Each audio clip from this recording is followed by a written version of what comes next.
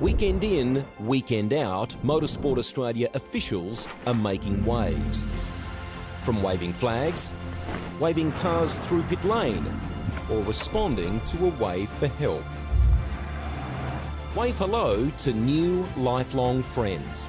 Who knows, you might just make waves around the world. Ride the first wave. Search Motorsport Australia officials today.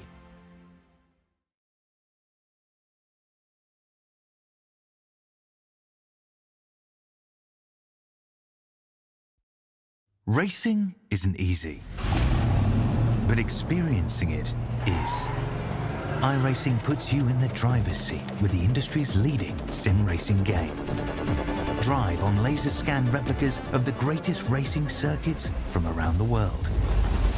Go head-to-head against other drivers chosen by skill-based matchmaking to ensure competitive racing at every level.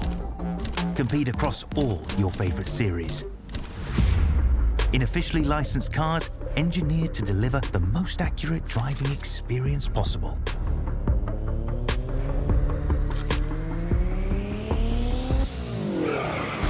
Join a race or host your own with players from across the globe. Race against the computer or in a league with friends. Feel the thrill behind the wheel. Visit iRacing.com.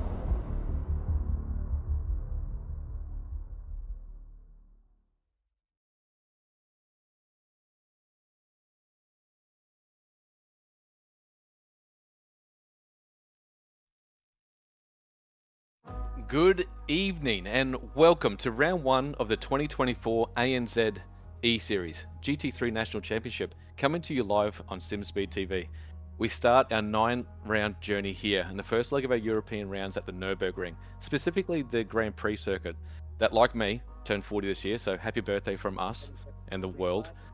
Before we get into tonight's action, I just wanted to touch on last week's pre-qualifying we held at Watkins Glen. I know it wasn't streamed, but let me tell you, the level of competition was incredible. Only 7/10 separated the top 40 drivers and 1 second separated the top 60.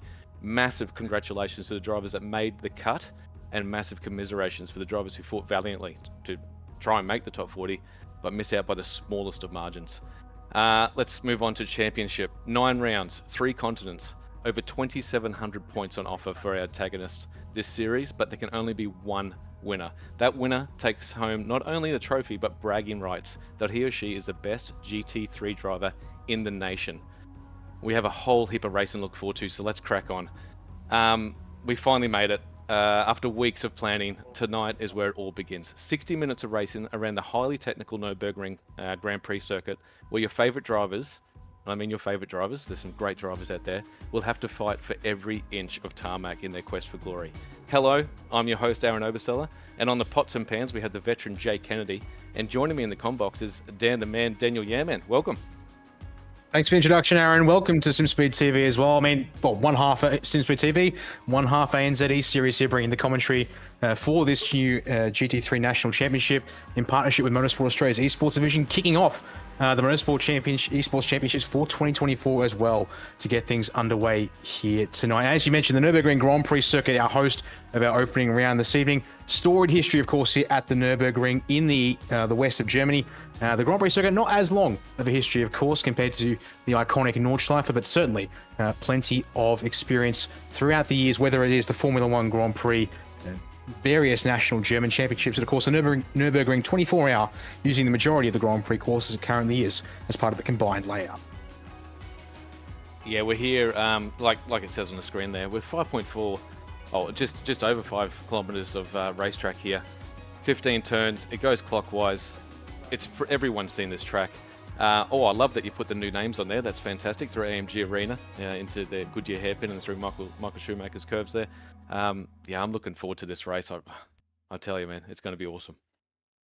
I mean, yeah, certainly. Grand Prix circuit here throws up a lot of racing action and potential for us here tonight. I'll be seeing who can get their best foot forward to start off the season indeed. A little bit more information about what we're looking at here tonight. The GT3 class on iRacing, or at least most of it, at least we are missing a couple of the veteran cars to help smooth things out a little bit. So the drivers have a choice of the Audi R8 LMS Evo 2, the BMW M4 GT3, the Ferrari 296 GT3, and then you're into the Lamborghini Huracan GT3 Evo, the Mercedes AMG GT3 2020, and the Porsche 911 GT3R are your 6 options that were available to the drivers for this championship. They're all running on fixed setups as well, as you can see on screen, and they've been tuned by the team at Hymo Setups as well. Critically for that as well, they're working on a balanced performance scheme that's been embedded into the car setups as well. It's the first time I've seen this used the first time I've seen a balanced performance derived via setup, Aaron, so I'll be curious to see how things work out in that respect, because of course we're talking 6 different cars, front engine, mid-engine and rear engine across the field here today, and as a result they do have different characteristics, so be curious to see how that balanced performance has been figured out by the way of setup tuning here tonight.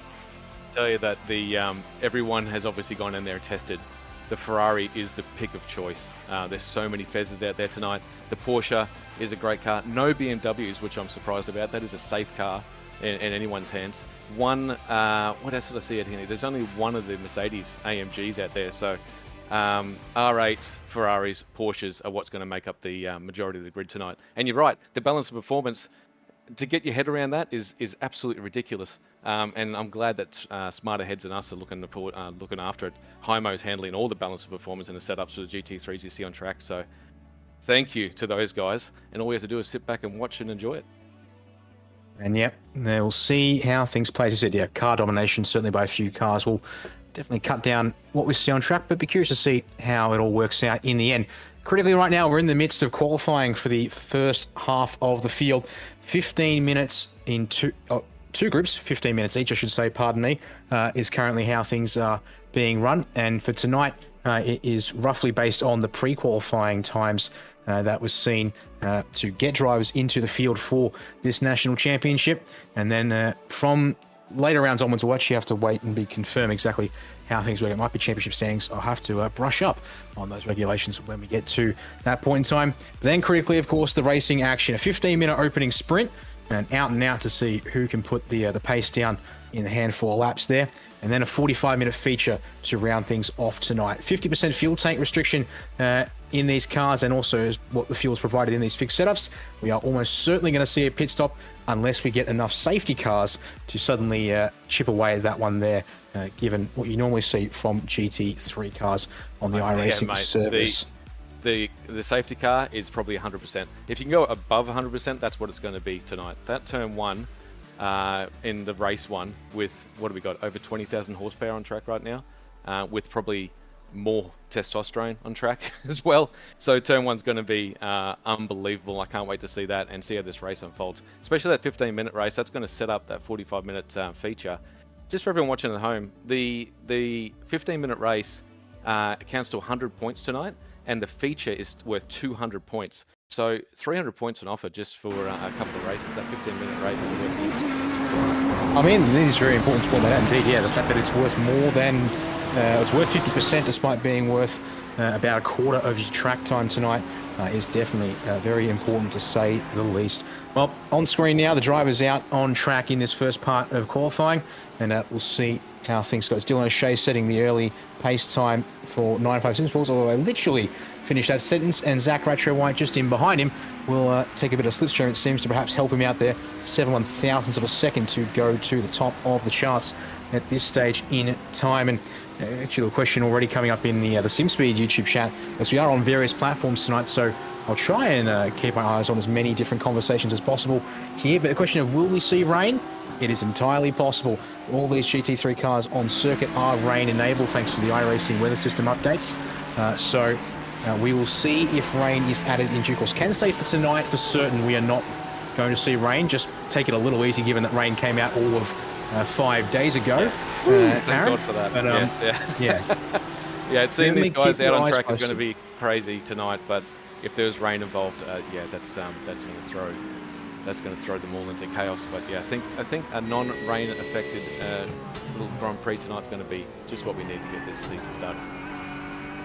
And it's a chance to get the benchmark, the baseline sort of in place, and see where things go, and then work from there as we start allowing for a bit more dynamic weather conditions and such. And yeah, if the rain comes, and who can master the strategy of adapting from dry to wet, wet to dry, we'll just have to honestly wait and see how things are handled as a result.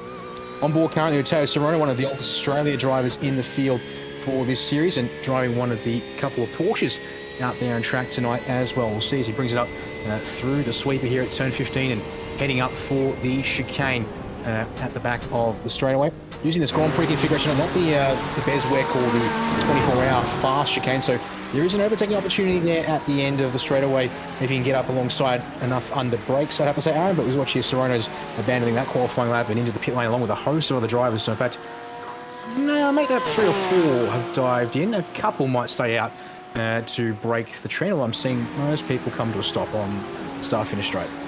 We've got so many teams in here, so I'd imagine that people are going to come into the pits here, keep the team together, get some slipstream on this track.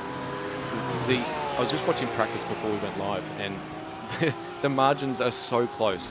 1 second, I think, separates the top 20 drivers out there. So if you can get any edge for this qualifying, you take it.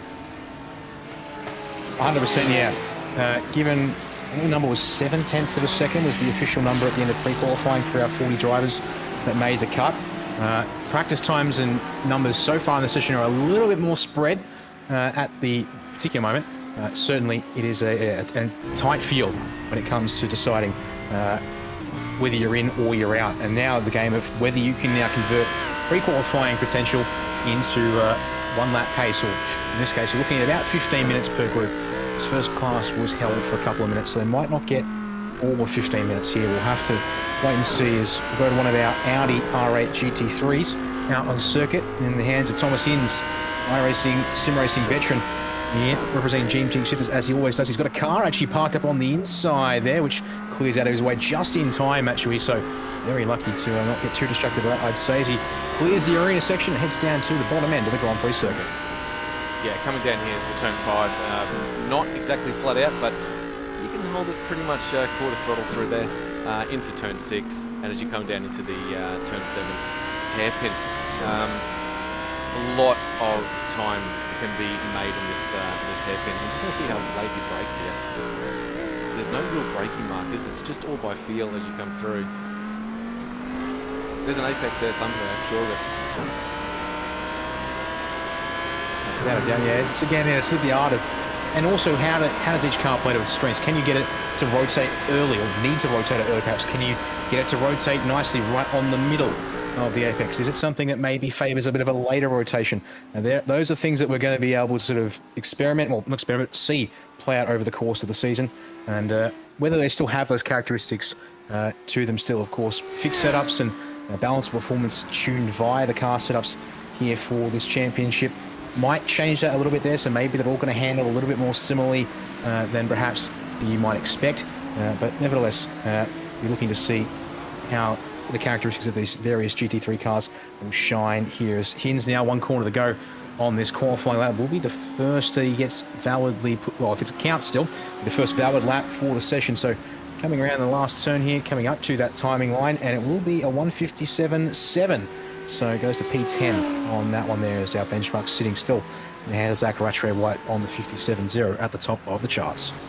I just did see that that Audi going through the Moffat Schumacher S's. As you come through that hairpin into turns 8 and 9, that 9, as you come through 9, that outside, that looked really, really stable through there.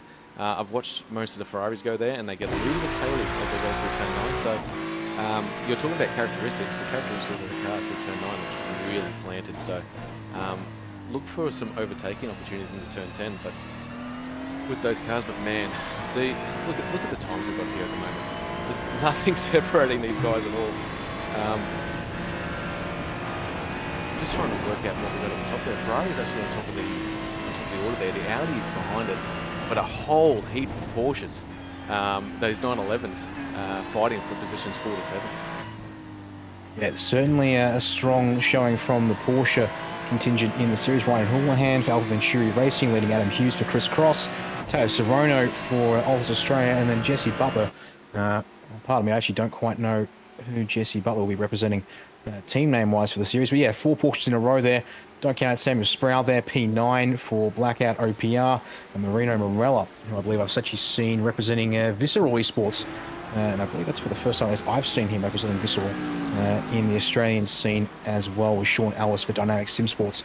Last of the Porsches on track at the moment, but that certainly could improve in due course as Gianni Lutsu, so we're tracking here, comes across the line. Unfortunately, that lap there, not going to be an improvement for the 58.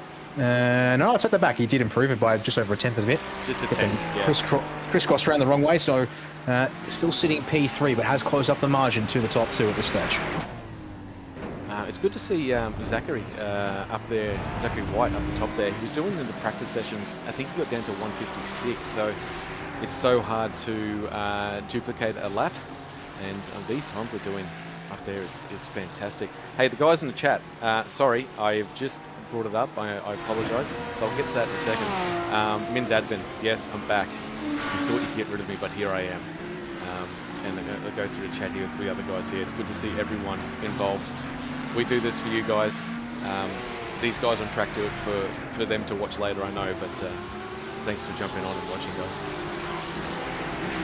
Yeah, I'll have to keep tabs on a whole bunch of different chats about Century tonight, because we do have a lot of people. I normally do the pots and pans, and now that we've got so many chats open, this is this is hard to keep track of. Thank you everyone for commenting, and we'll get to it as we go. Actually, going to bring up a couple more of the live chats where I can tonight, just to see if anyone's talking in a few different places to keep on top of things. Is focusing here on Ratchway White, and you can see the comparison between his fastest lap and Johnny Lewis's fastest lap, sitting at less than 700ths of a second, as we look to see if the 17 can go a little bit quicker here, as we are presumably coming towards the end of this opening group for these drivers here, and time will be running out. I believe actually they started about 32 minutes remaining in the session, so you wind that back and we're looking at about a minute and a half to go for the drivers here in qualifying Group 1, give or take some rounding errors. So Ratchway White looks to be winding up here. No, 30-second warning has just been thrown, so it'll be at the 18-minute mark here, Aaron, where the checkered flag will fly, which means the number 17's got one more chance to try and stretch the margin here on Group 1 and consolidate a strong spot once we coordinate and collaborate with Group 2 coming up in a few minutes' time as well. Just looking through some names on here, and there's the names are absolutely awesome. We've got such a great field here, and I'm just looking down the order a little bit. Jacob O'Reilly, is he in this session? Because I can't see him on track at the moment. I'm just trying to see. He's been in the pits the whole time. Maybe he is doing a quick toilet break. I don't know, but he hasn't even jumped out on the track at the moment. So, 16 of your favourite drivers out there putting down lap times. About a second between. About 1.5 seconds between all of them out there. Just a few guys to go through. Chewy Kang, he's being back in the pits now, so he's not going to go. I'm just trying to find out who's on a lap. We know that Zach's on a lap at the moment. Is this on? Is Samuel Sproul, I think, is on a lap at the moment. I think he pulled one up and got one in just as checkered flag was called. He just got it in. Ratchway White, I think, is going to be one of our last cars to commit to one. And behind him, Dylan O'Shea and Stuart Ellis potentially as well. So the 17, 19, and 73 machines are the cars to be looking out for, I believe, as we watch these last guys to wrap up their runs here in qualifying at the very least.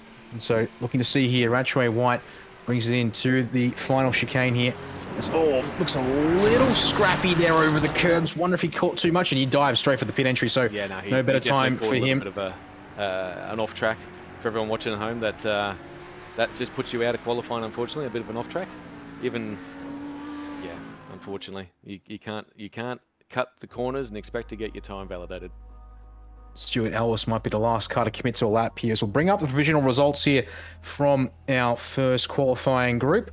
And Ellis has just pushed himself into P10 at the end of that one there. So Zach Ratchway White will sit on the provisional pole at this time and closely shadowed by Dylan O'Shea for 9.5 Sim Sports. Gianni Lutsu going to round out the provisional top 3 at this time for doing okay. Then you've got Alpha Venturi represented by Ryan Houlihan. Chris Cross in the hands of Adam Hughes there for P5. Sam Sproul jumping up to P6 for Blackout OPR. And the fact is that in the top 10, I'm seeing 10 independent team names. Yes. Really demonstrating here that despite the fact that there might have been some teammates out on track, that's certainly everyone pushing with everything they've got. 1.4 seconds covering our opening handful of drivers here, down to 16th place in the opening group. So here comes the second group now. Now, I'd like to go second on this thing. They're going to lay down a lot of rubber out there, and the second group knows what they need to hit. I'm just trying to work out what teams we've got out here. They've split the teams very nicely in these 2 qualifying heats. A lot of cars about to go out there. I mean, yeah, it's one of the things where it's like having a team roster would definitely be handy, but in many cases, I wouldn't be too surprised by some of the teams we should see in due course. So I can see Cody Deeth representing Eclipse Sim Sports along with Dylan Burse, so 3 and 68. You've then got Simon Nicholson and Matthew Dench representing Team PGZ Esports in the 08 and 83. And here they come. Yes, indeed, they're going to roll out now. So that's how they're going to read off here. So we've got Eclipse in the first 2 cars heading out. Lamborghini for Cody Deeth, Audi for Dylan Burse. Brock Kelly, Visceral Esports, Ferrari 296 in the number 911. Brad Newman for, now actually, he's running the Falcon colours. I guess it might be Lobs Falcon Esports for him. And tonight, yeah, car number 2, Porsche. Nicholson, the 08, Team PGZ. Porsche, sorry, followed by Matthew Dench in the 83, PGZ. Matt Boyle at the number 80 for Dynamic Sim Sports. Eddie Beswick, the number 30, Audi for Eclipse. Zach Smith in the number 25 for Alpha Venturi. Caleb Hyde's 92 for Eclipse in the Audi. Lachlan Capel, number 8 for Evolution Racing Team. Jacob O'Reilly here in qualifying group 2. You spotted him in the pits earlier. He actually jumped into the car a little early, it seems. First of a million cars in group 2. The 222 Ferrari being shadowed by teammates Lewis Greathead and Jamie Christensen, all in Ferrari G296s. And then Jacob Todd, 120, will be another one of our Altus Australia drivers here tonight in the field. And that concludes the drivers on track, as we'll keep our eyes on the leader of the train. It's going to be Cody Deeth, ending up now past the Michael Schumacher S. So still a little while before they'll get this first flying lap underway. And also critically, of course, they've only got the exact amount of time left on the session for this one here, Aaron. For those unfamiliar with the iRacing heat format and server configuration, it's out of the admin's hands. As soon as that timer hits 0, we are cutting straight to the grid for the opening race here tonight. It makes it easy for drivers to know that you don't have to get out of your car, out of your seat or anything. You just go straight into the grid. It's nice. One of the benefits of esports. It'd be weird if that was in real life and we just stopped the cars and dragged them in. Cody Deeth, is that who we got on screen at the moment? Because I believe it is, yes. He is going to be rapid. I hope we stay on a lap with this one, with Cody, because in practice, he was the quickest. I'm looking at him. I'm looking also at Brad Newman as well. He's a generational talent. So we'll see how he can go through here. The only one representing Ops tonight. But yeah, this opening lap from Cody is going to be pretty flat out. Yeah, these guys can't afford to be hanging around all too much. Yes, these are GT3 cars, and they may be able to get a little bit more pace out of lap 2, depending on how they've gone about the warm-up preparation. But given the amount of time left on the board, they do have permission to clear the circuit straight away should anything go wrong. They'll be going as hard as they can to get a lap on the board. We see here, predicted lap timer might be a little bit off for Cody at this stage because he hasn't set a valid time, but it's already suggesting he might be in the mid-56s to the high 56s here. So be curious to see if the conversion works out there as he works his way down into the bottom of the circuit and the run back up using all of the exit curb there as he begins to climb once again. So definitely not leaving anything to chance here. It's through the Schumacher S at speed. Not too much curb on the left-hand part. Definitely uses the curb on the right hand. Through that turn 9 is good. It's critical.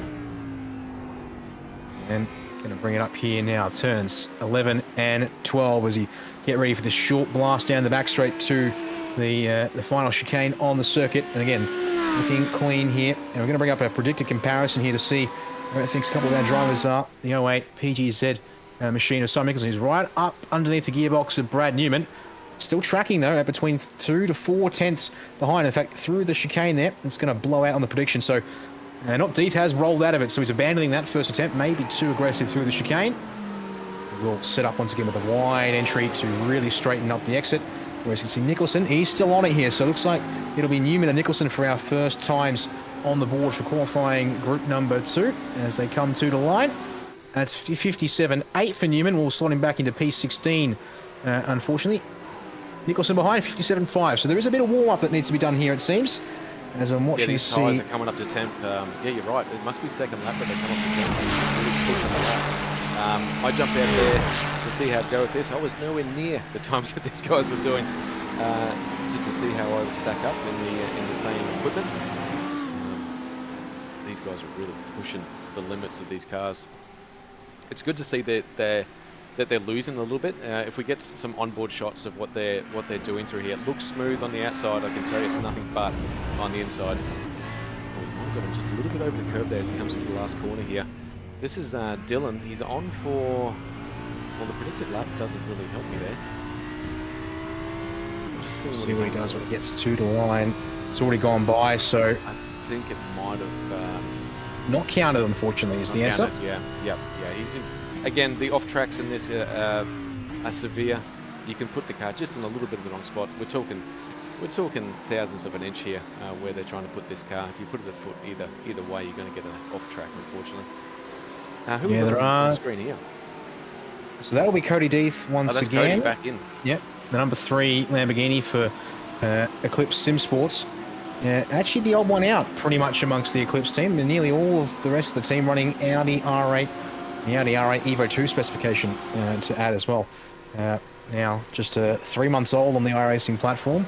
Sort of felt like it was long overdue, but here it is finally, and we're glad to see it.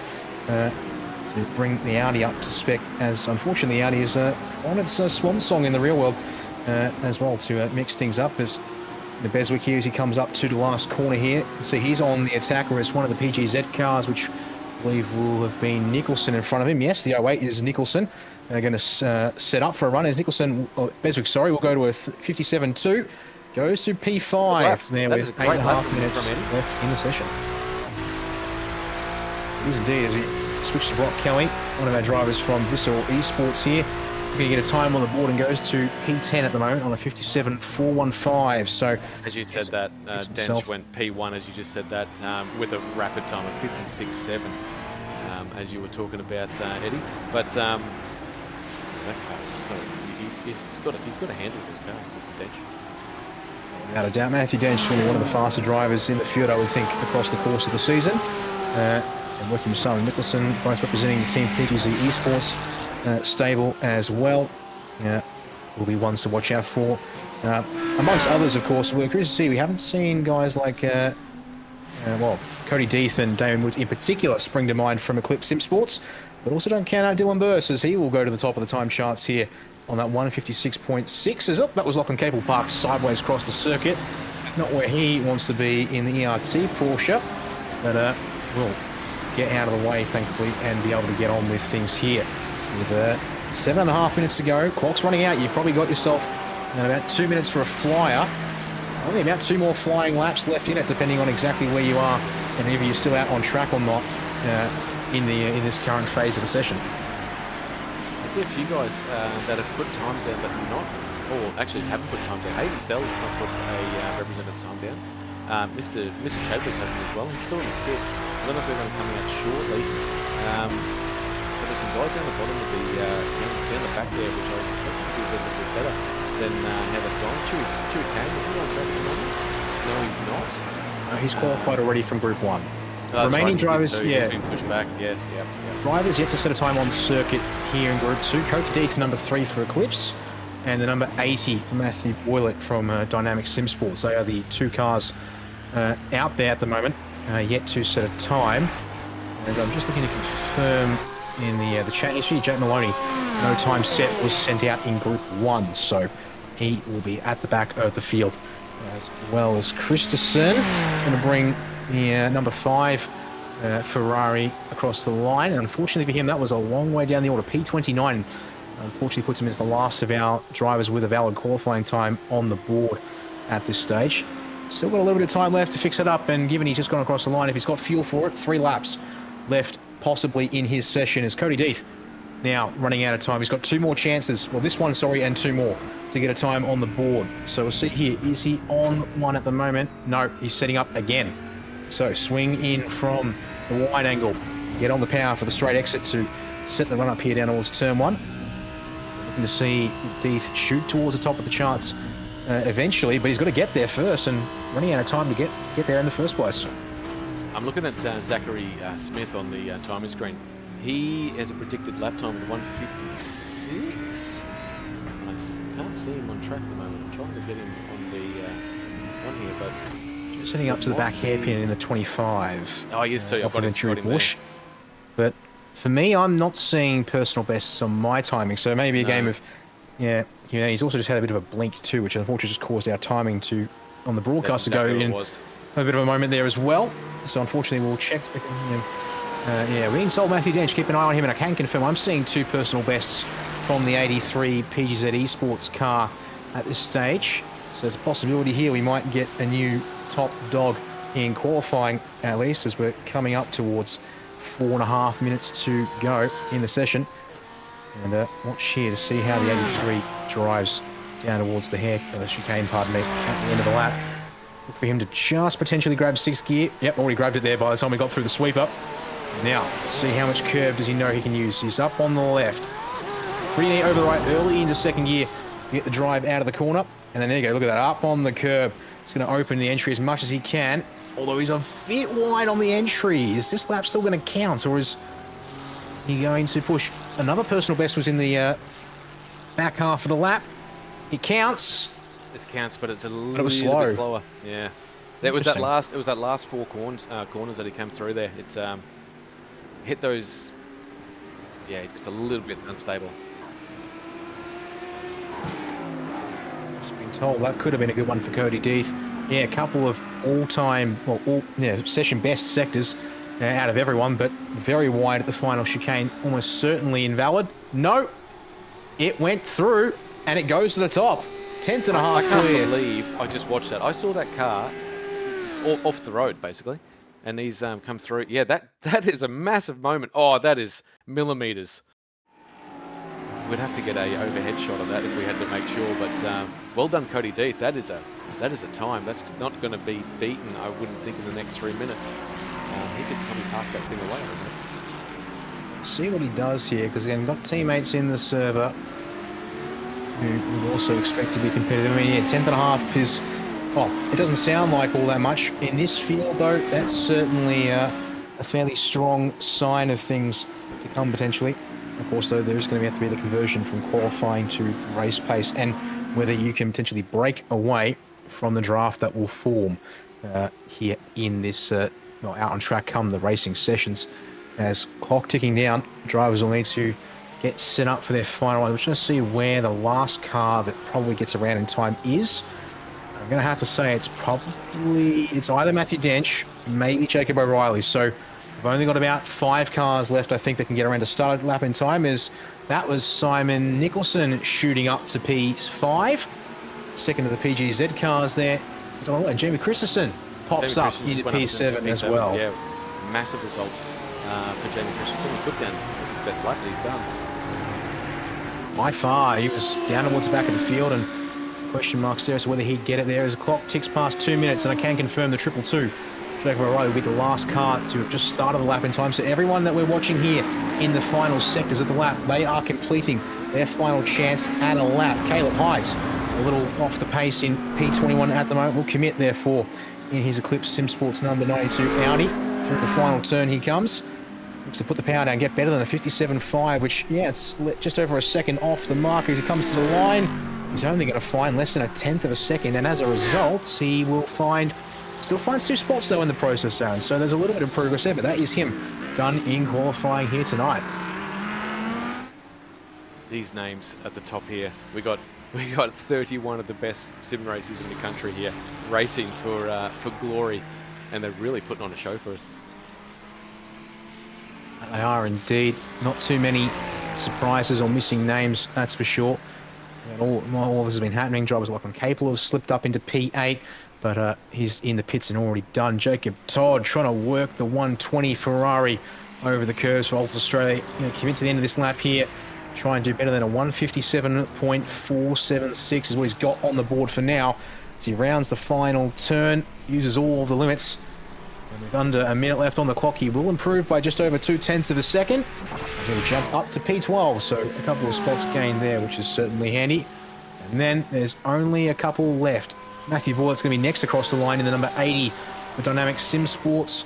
Looking to improve on a 57.7. Long way down the field here for Boylett, as he looks to try and move his way up towards the order. 57.5 will help, but it's P21 only for the 80.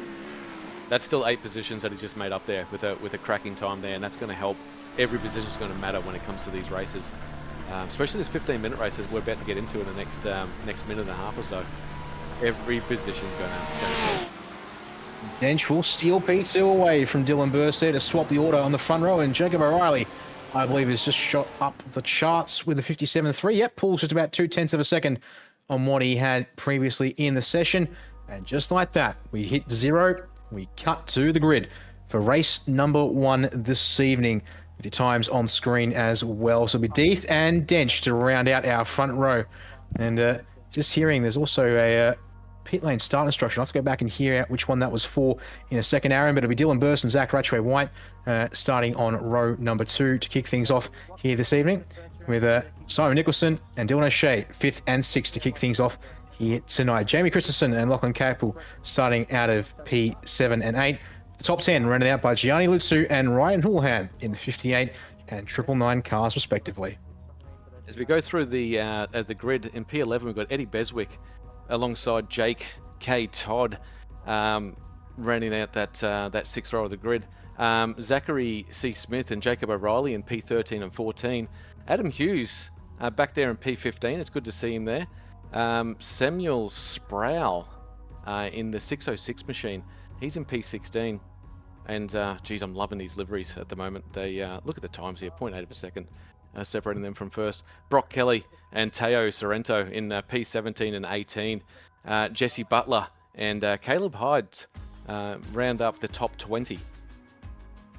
And critically there on screen, the confirmation of it is car 80. Matthew Boyd might have qualified in P21, but he will be at the back of the field waiting for them to go by. It'll be Simon Cox alone on row 11 there in 22nd place to kick things off. And it'll be Stuart Ellis and Brad Newman alongside each other on the next row here, 23rd and 24th, for those two drivers to kick things off, with Marino Morella in behind in 25th place, and Lewis Greyhead sharing row 13 with him there. For Visceral and Vermilion, there you see those two cars. 27th goes to Sean Madison of our Alpha Venturi Ferrari, with Thomas Hinds alongside in the Team Jig Shifters Audi for 28th place.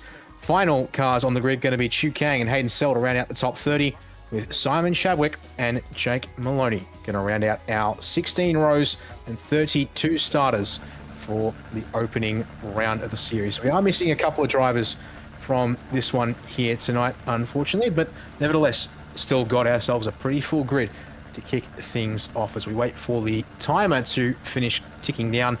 The iRacing pace car will then lead the field away before we get ready to see the green here for the opening round of the ANZ ESeries GT3 National Championships. I think what's happened here is I think Cody might have kept that Lamborghini up his sleeve. He's the only guy in there, I'm pretty sure. Is he the only guy in the Lamborghini? I'm pretty sure he is.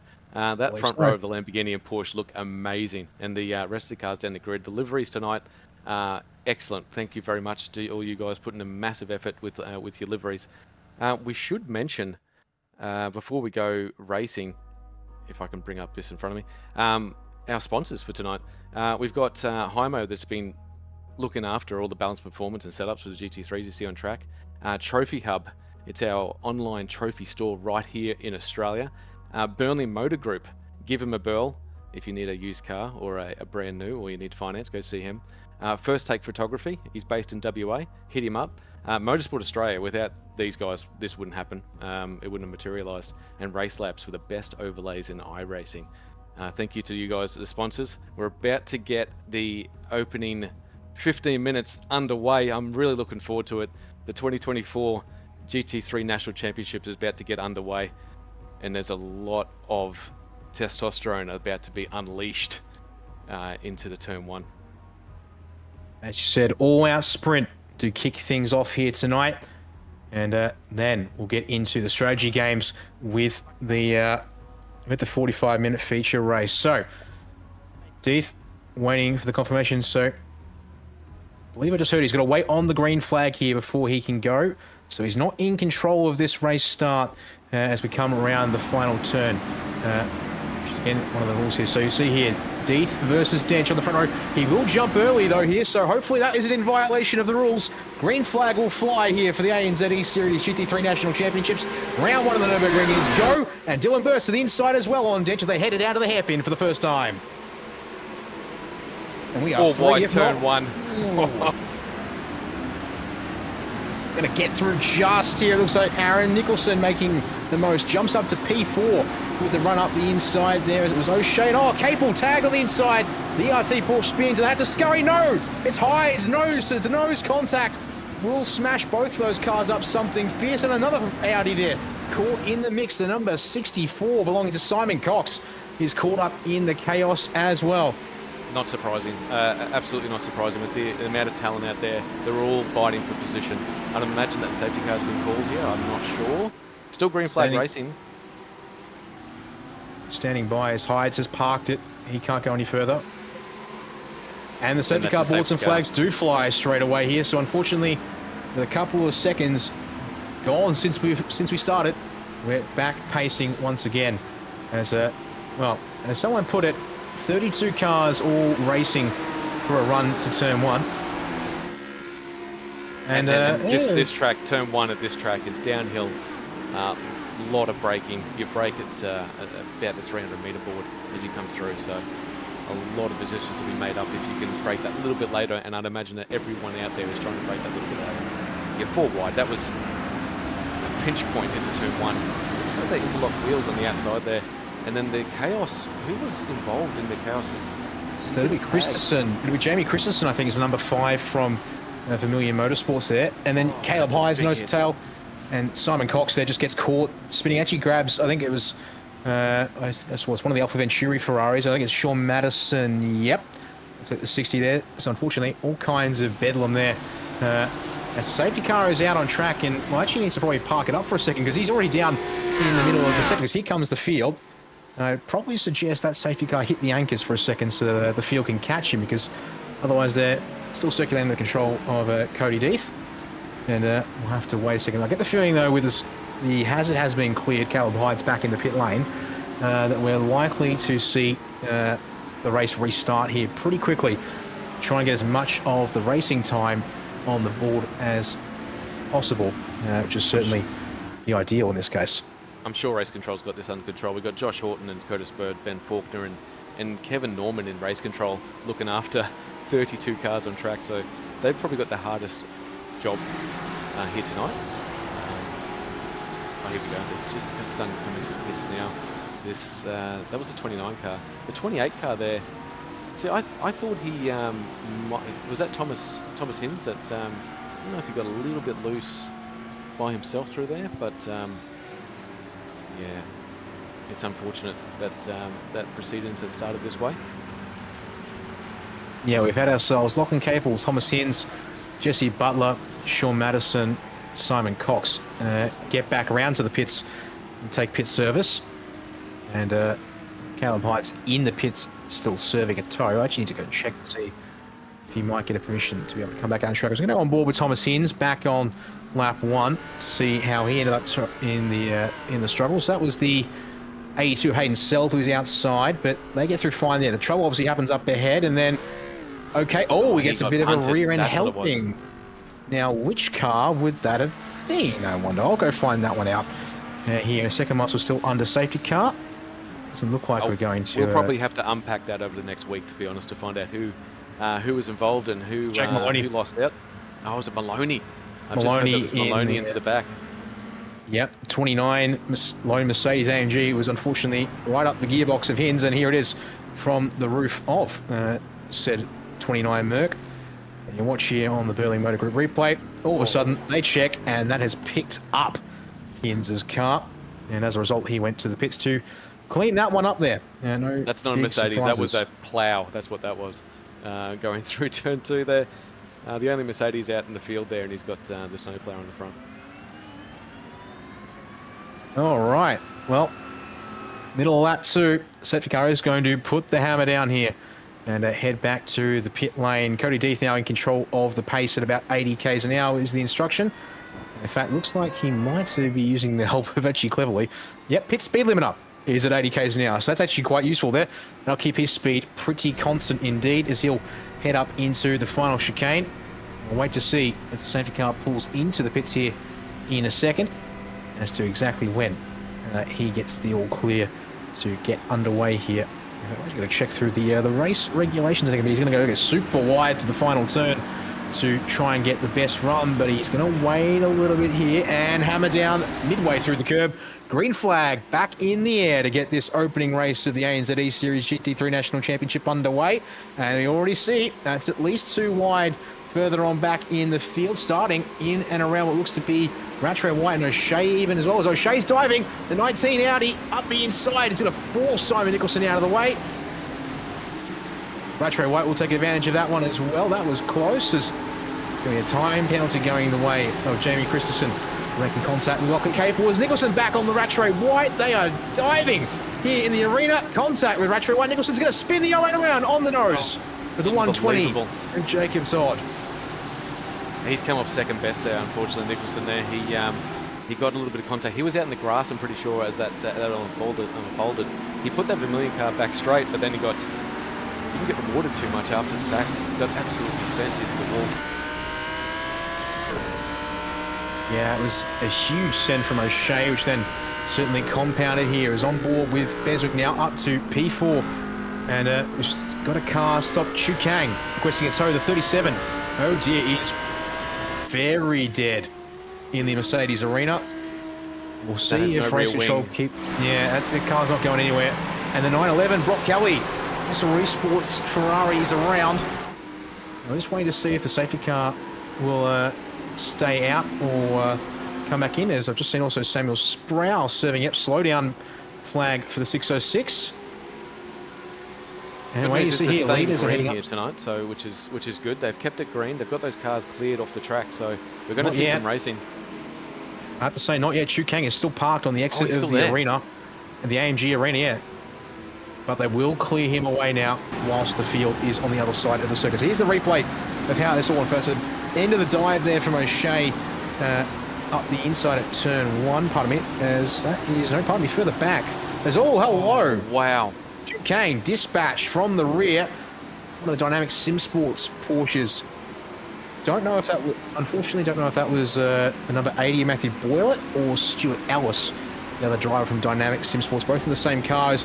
Live pictures diving up at turn 1. It's going to be the 25 there of Zach Smith on Dylan O'Shea. They're going to go side by side, move not complete as they get through turn 1 and into the AMG arena. Once more they'll come. Door open for Adam Hughes to bomb Smith here in the middle of the arena, and the car gets loose for the 95 on the Astro on the inside. So Smith will hang on to that spot for now, but awfully wide as well. It's a slowdown penalty for Hughes. He went too hard up the inside of turn 3 in the arena. He's going to drop back down towards Teo Sorono. He's going to swing around the outside. Maloney might even look for the inside here. Now down in turn 6 at the Paget curve. Seeing that was Teo Sorono that came through there to get that position up the front here. There's nothing in it at the front here. Cody Deep's got himself a little bit of a margin over Matthew Dench, but the rest of the field here from P3 down to P7 there, he was absolutely on at the front. Sure is. Not too surprised to see Deeth, Burst and Dench pull away from the rest of the field. Also not quite gotten entangled with dives, sends and the like here. So it's Eddie Beswick leading the train. Gianni Lutsu sits in behind. Number 5, Jamie Christensen. Unfortunately, he will be pushed back 5 seconds on the official results. Unfortunately, we can't do that in service. So he will still be classified and start race 2 from where he's at in this one here. I believe as we'll go on board with him now through the Vidal chicane at the end of the lap and make your way up to the final turn here. Hyundai N corner, as it's currently known, and continue to look at that rear wing of Lutzu being told. Jacob Todd struggling, picking himself up a slowdown further back in the field, which is why you see him drop down the tower. Although a good run for Christensen. Big move here on the inside. Yep, he'll go for it, that's for sure. On Gianni. Or did he? Yes, he did. So up nicely. Now Zach Ratchford-White having a look at a crisscross maneuver there as well. Speaking of crisscrossing, Teo Sorono and Adam Hughes, going at it, one of them being a crisscross driver. As the 111, the 95, and now Jake Maloney getting involved in this too. As Hughes again tries to get inside, but that time it's just for defense here as Maloney's car gets loose on him as they try and sort things out. Just in behind, I just saw Matthew Boyle and Lachlan Capel dicing over 21st place, and it looks like Boyle's come off better in that one for now. Inside 5 minutes to go in this opening race of the season here, the GT3 National Championships, and yep, so far it is, well, it's anyone's game of these three, it seems, for race one. And then, as you said, it's anyone's game further on back, because it really is just an unbroken train. No more than 20 seconds covering our 30 cars still running in the pack. Just hitting on over race control. I don't know what it's called over there.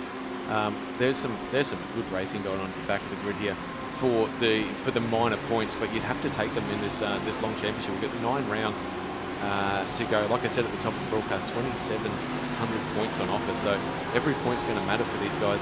It looks like they're battling for every single position on the track here.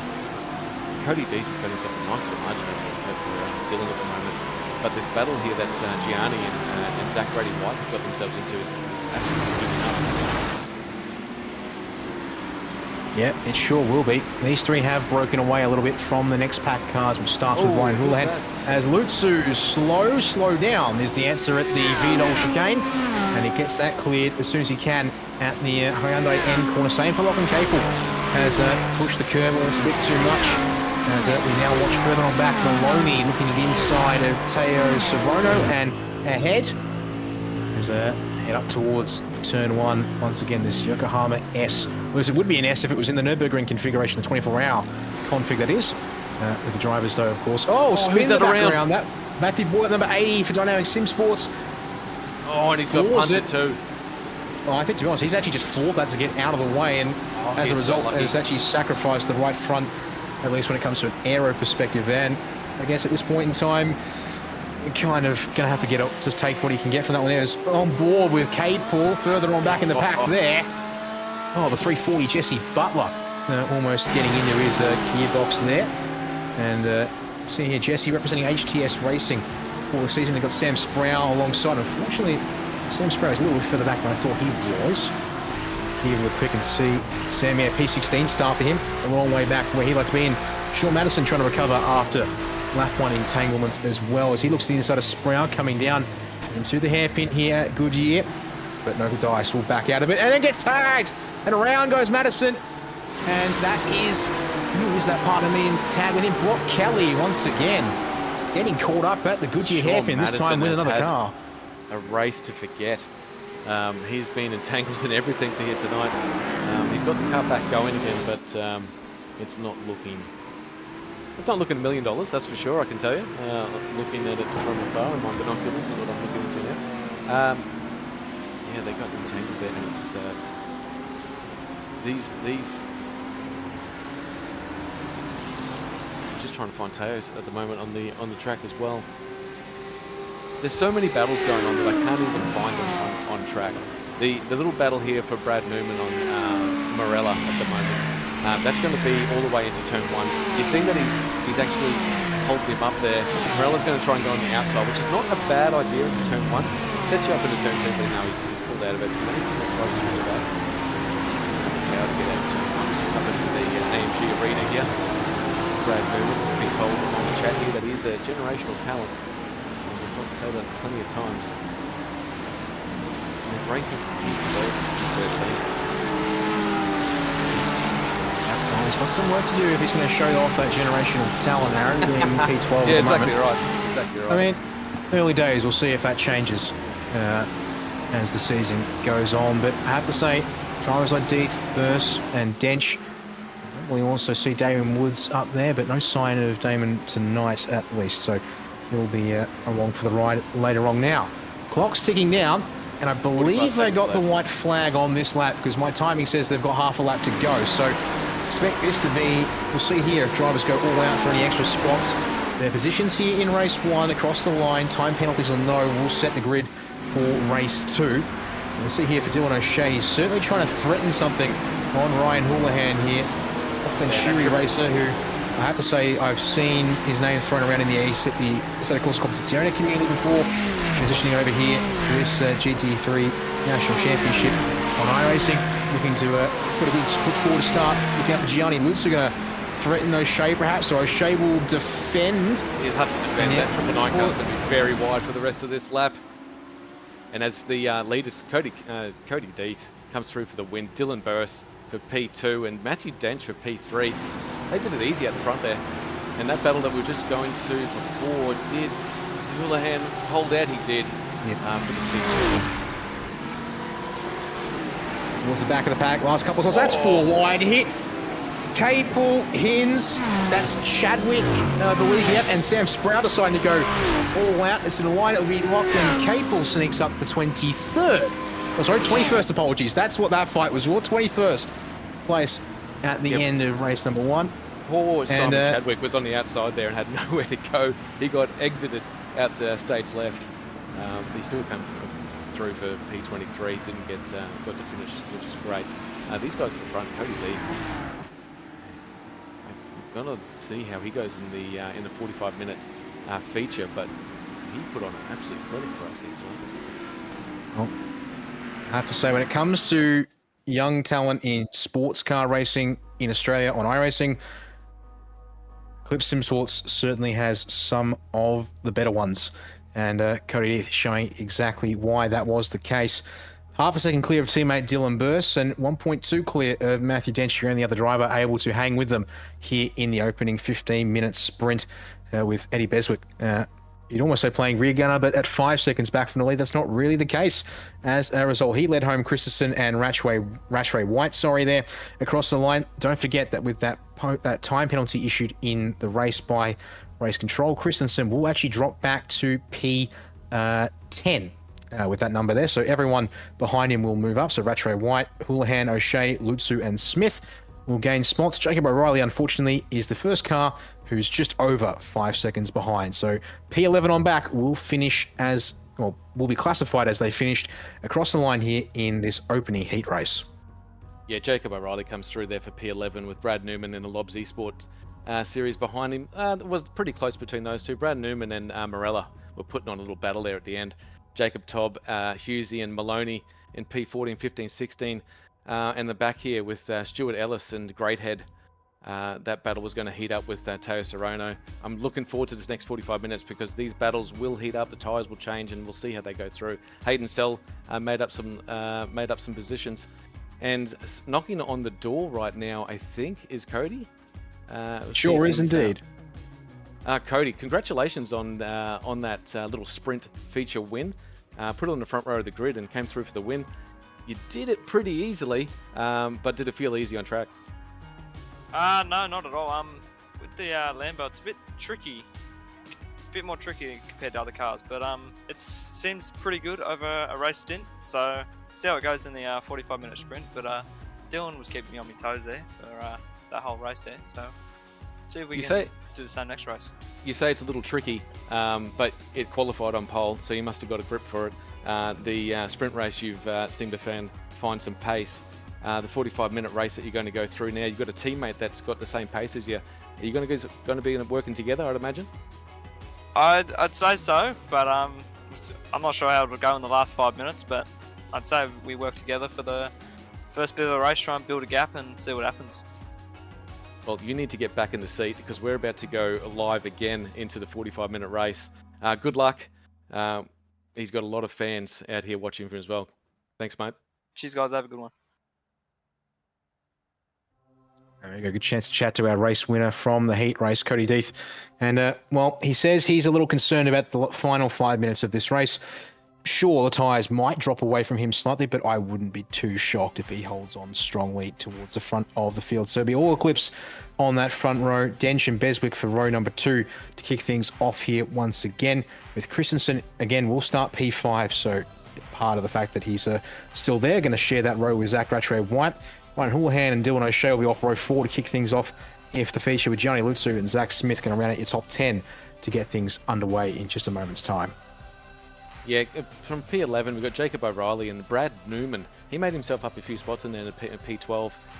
Morello and Todd on the P13 and 14.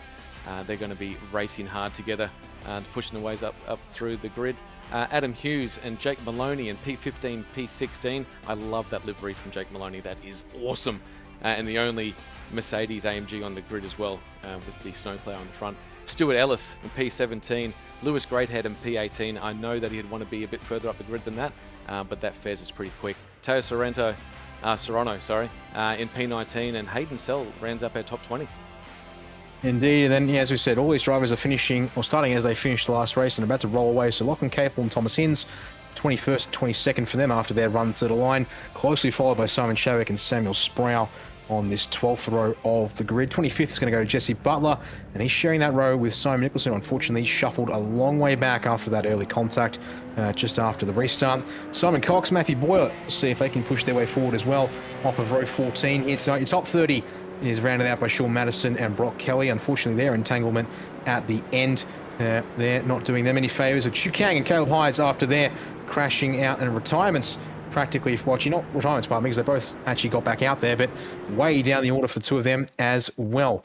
Going to a thing that we've got drivers looking to come from the back and charge forward here, although with 45 minutes on the clock, there's some time to get it sorted out. Pace car pulls away into the pit lane here, and we'll watch for those pit lane times and transits as they come round. The Hyundai end corner back in the hands of Cody Death once more. He'll hold them for a little bit there, but he puts the hammer down as we come out of the corner. Green flag flies from race control, and the feature race is underway here tonight for the ANZ ESeries GT3 National Championship from the Nurburgring, and it's side by side in behind the race leader, and in fact it will be burst pulling to the inside of your leader for a little bit towards turn 1, but he's not far enough back as Lutsu dives 4 wide, 5 wide even there, and we're going to have 2 of the AVR cars and O'Shea getting entangled, and then there's 3 wide as Newman's off of the road trying to get up a spot. That might be under review there for literally passing people off-road. No, he's giving it back. He's giving it back. He's giving some spots back, that's for sure, but looks like we're going to get first half of the arena okay as we get this race underway. We've got 32 cars through that little complex of the AMG arena. Oh, and as I say, that one round in the background there. Who's that? That was the number 60 car.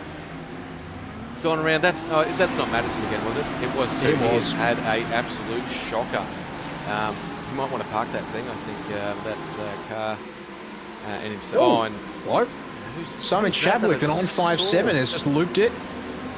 The 95 SimSports driver has come undone, I think, on his own, but he called it into race control. So we'll see if there's something more there is. Then you got Maloney, Newman, Ellis, Adam Hughes, crisscross. Pardon me, where are these guys? O'Shea's now back with these guys all of a sudden after the chaos at turn 1 and the start of the arena. As he's fired off, that's O'Shea to the right-hand side of the screen, number 19. Way down the order there. And after starting up inside the top 10, O'Shea is back to P28 of all places to get started here tonight. Absolute bloodbath for the number 19. And that's a lot of work to do now if he wants to try and get back into things, as it's Eclipse 1, 2, 3 to come across the end of the chicane, and that's one of the Eclipse cars slow down, having to bail out there, I think. Yeah, Eddie Beswick's cut the chicane at Vidal, and on lap 1, that is an incredibly brutal time penalty, thanks to the way that it is calculated here. No average lap time set. As there's a spin. Lewis Greathead and that's Brock Kelly have come together at Hyundai end corner. As we go to the replay, Brock Kelly and Chadwick halfway around the lap at Paget, Aaron. I don't think there was much contact there, but either way, the 957 is spun as a result of whatever happened. And then this literally just happening as we started to cut to the replay at the final turn. I was just trying to watch it as we go now, but it's good that we got a replay here. Yeah, interlocked in. Oh my gosh, that's that car is gone. That won't be coming back. That is very hard. There's a Back to live pitch as we go. Bit of radio chatter from Caleb Hides in that 92 Eclipse Audi. Not too happy about something at turn 1. Have a quick look at that one on my feed, see what happened here. And it's the mother of all sends, it seems, from Dylan O'Shea. He's come from 100 metres back. And he's forced the issue at the apex of turn 1. Hayden Sell, meanwhile, I presume this is on replay of lap 1. Oh, hip and shoulder. That's and locking cables in the grass a good year. I can't believe he pulled that thing up and the wall in the grass. It's cars are everywhere. But Hayden Sell, big hip and shoulder moment. Yeah, got himself all kinds of loose, and Capel trying to get up the inside of Teo Sorono has only got the nose in and put himself in the dirt as the car destabilised, trying to get every bit of road and then apex curve for himself to have some space. So that will now put another driver who I would have expected towards the front of the field way down the order here early on, as well as we'll quickly grab another one of our replays thanks to Burling Motor Group. Here you can see, sent it in too hard, as you said there, and the grass offers him no favours with the right front and the right rear getting up over the curb, trying to make space for himself there. And my word, it is absolute chaos here. As go back to live pitches finally and get a look at how things are going as it's still Eclipse 1-2 up front. I'm surprised that we haven't had a safety car out with all those collisions. We've had over 10 incidents out there. Cody Deek just set the fastest time of the races now, 56.9, so he ain't saving tyres. Dylan Burse has been there with him the whole time. Yeah, these guys at the front are starting to pull away a little bit over Zach White, but the battle mid-pack has just been unbelievable. I think Nathan Sell's actually come into the pits. I think Sean Madison, is he still out on track? Yeah, he's still out there on track, but he'll want to forget this race, I'd imagine. Lewis Greathead as well has been involved in a bit of an incident as well in the back. So big, they've got 40 minutes left. It's a big ask to try and work your way up this field. Well, they're going to be relying, the patchy, that was a big one. Yeah. But yeah, they're going to be relying on a safety car without a doubt to get back into it. No one's taken to the pits just yet in this race. But we'll have to see if drivers now, with the fixed setup and the fuel tank restrictions, probably looking at they need to go about 15 minutes before they can think about starting to pit. So that comes out, maybe you can come in 12 minutes into the race as a result. So there's a bit of play there that they can work with, but with the setup and the time that they've got to get through the race before it's even viable to come into the pits, unfortunately those drivers at the back of the field just need to keep circulating and hopefully keep out of trouble there as this race carries on. As another point to that, the guys at the back, if you are having a bad race, you have teammates. Everyone here has probably at least 2 or 3 teammates out there. You might be able to help them out as well, trying to save a little bit of fuel as they go through this as well. So all's not lost. This is a team game. It might not look like it when these guys are battling for positions. And this is the battle for P8, I'd imagine.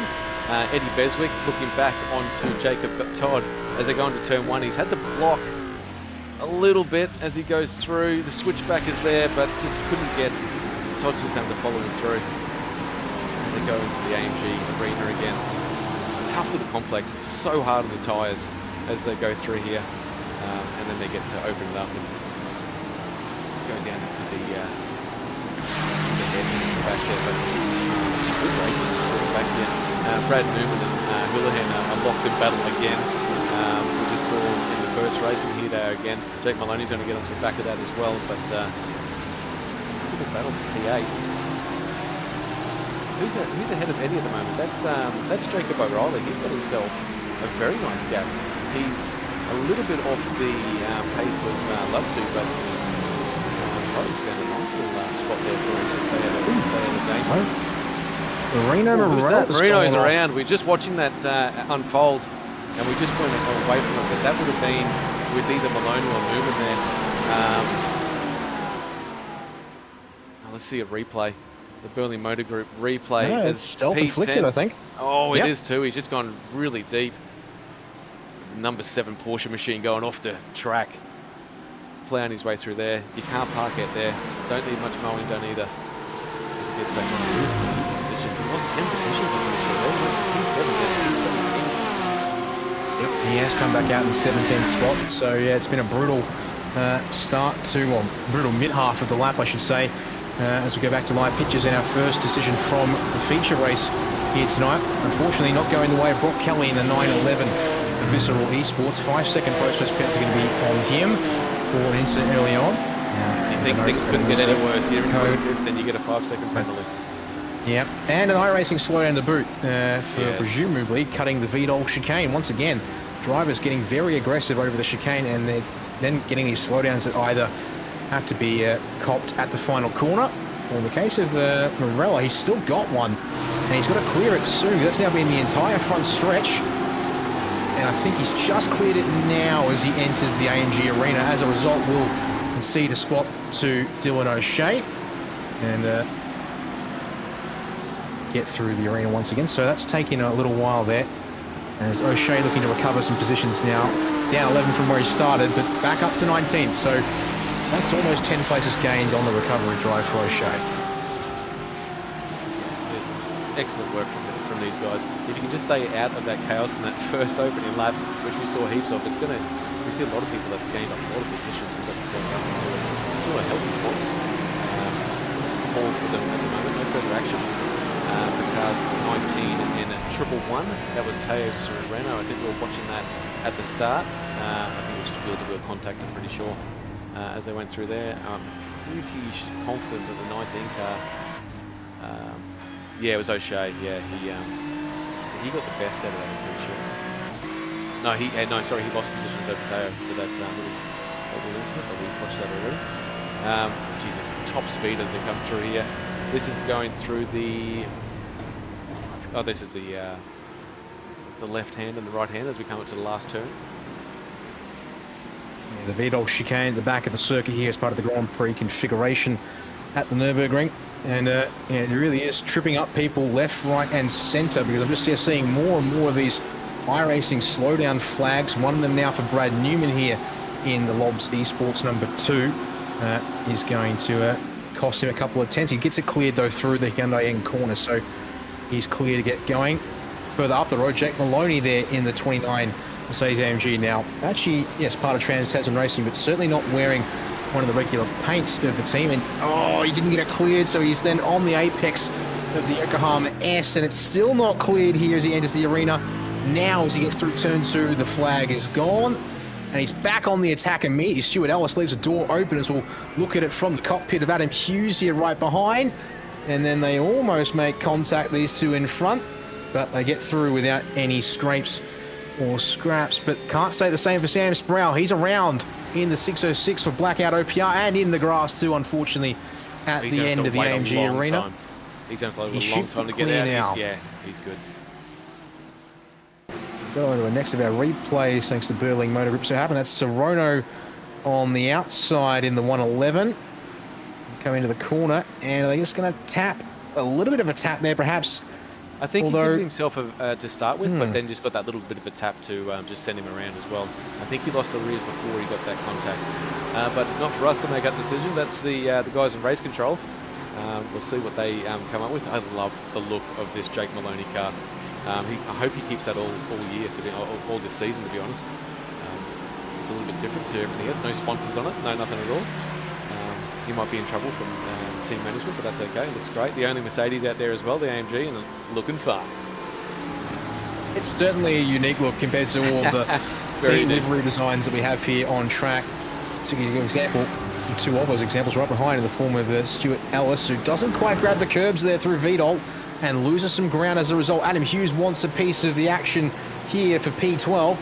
Doors open through the last turn here, and that will probably be his. But then again, good runner on the outside for Ellis as we'll go split screen replay on the bottom, looking from Dylan O'Shea. So watching for Sam Sprout and Serrano. It's mostly by himself, and then helping hand at the end will get it done as Hughes still on the inside of Ellis down the front stretch.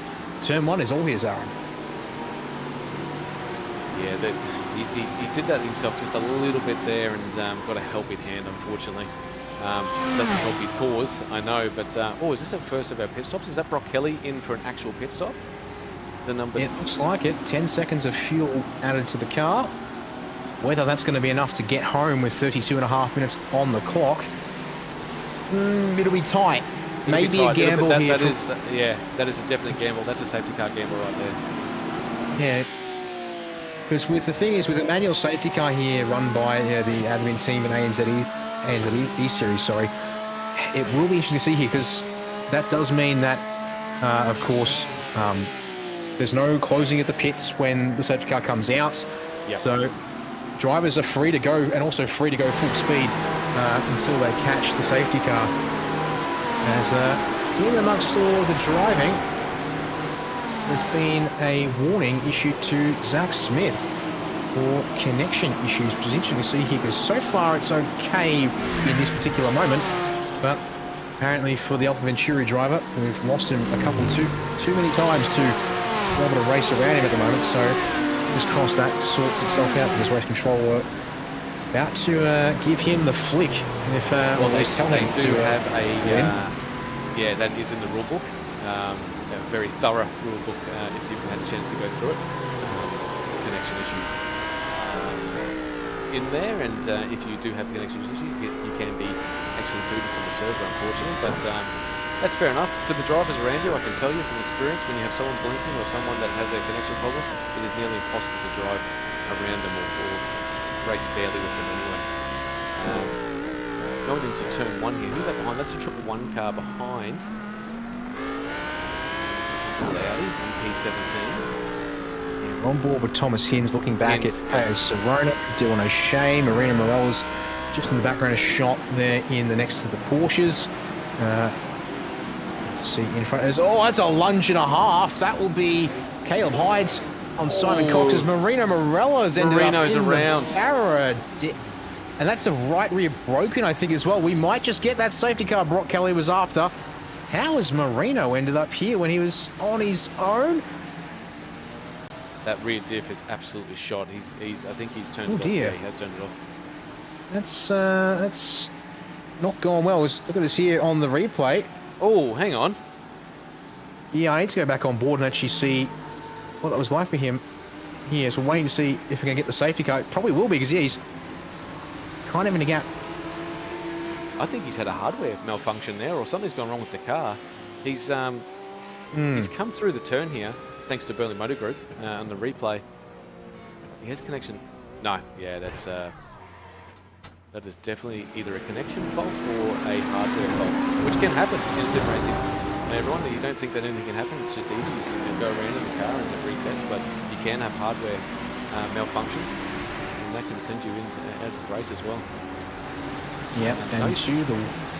Oh, sorry to cut you off. Yeah, no safety cars yet, which is odd because the car was stranded completely. I don't know how they got that out of there.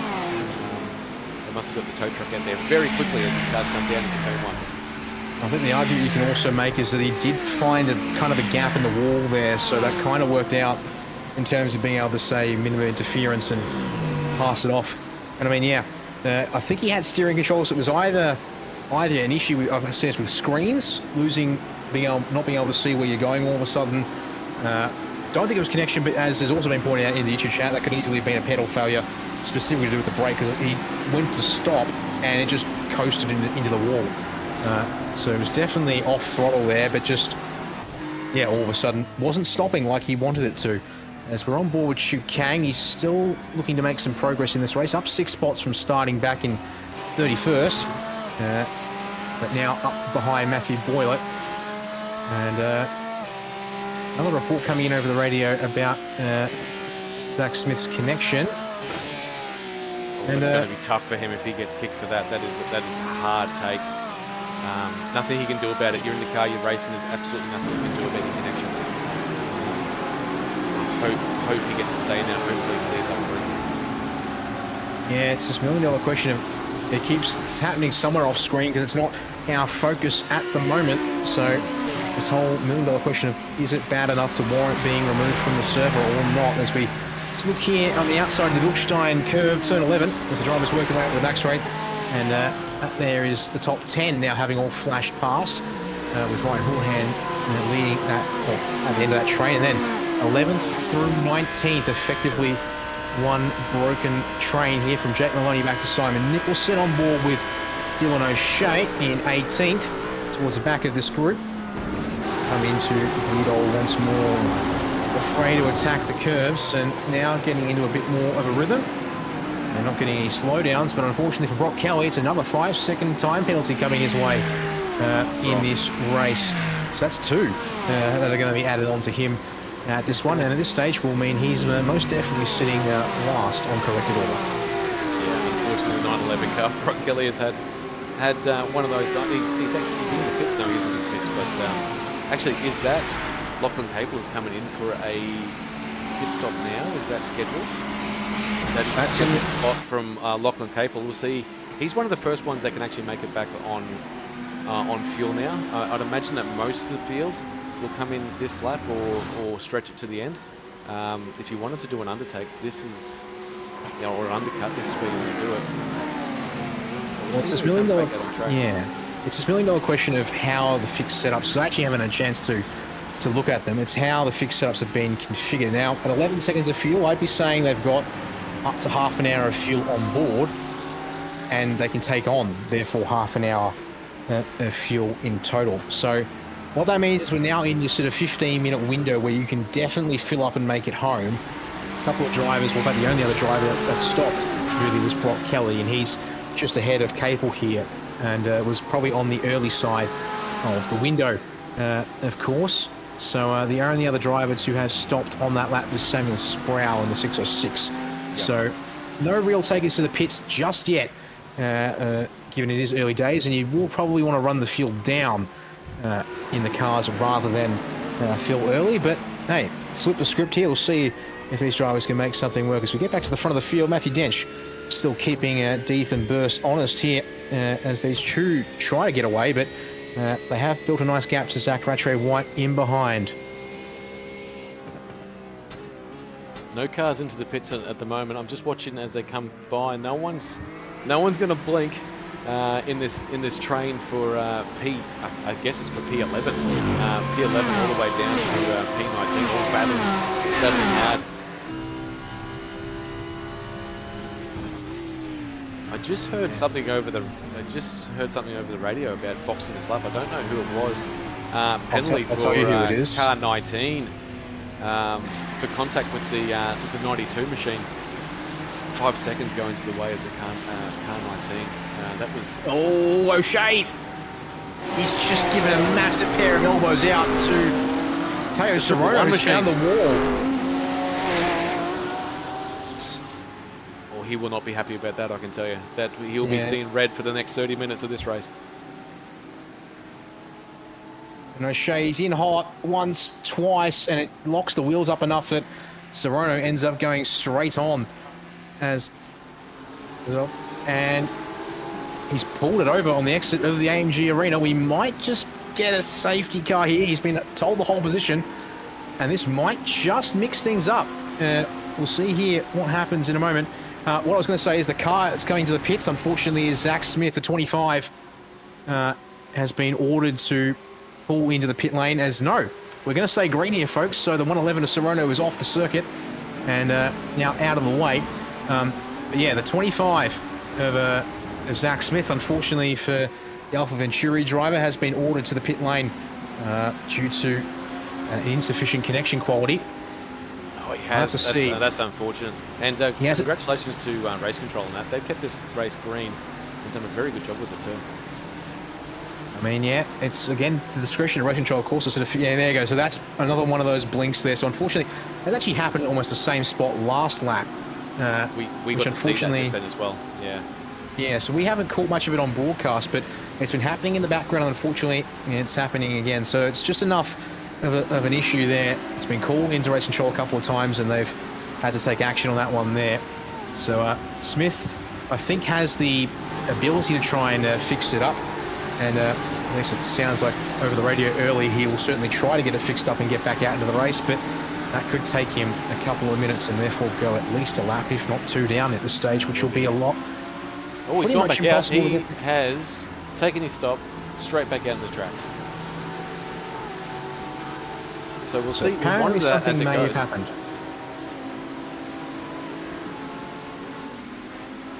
So yeah, take your pit service now.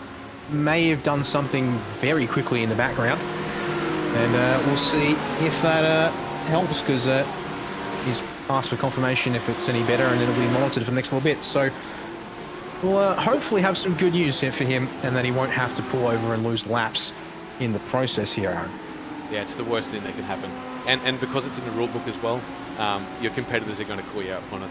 If they can get an advantage if you go into the pits because you have a connection issue, they're going to take it. So yeah, unfortunate, but looks like on my end anyway, it looks like he is got that all sorted. I don't know what he did. He must have yelled out to the kids or the wife out in the lounge room to turn off all the devices. I don't know, but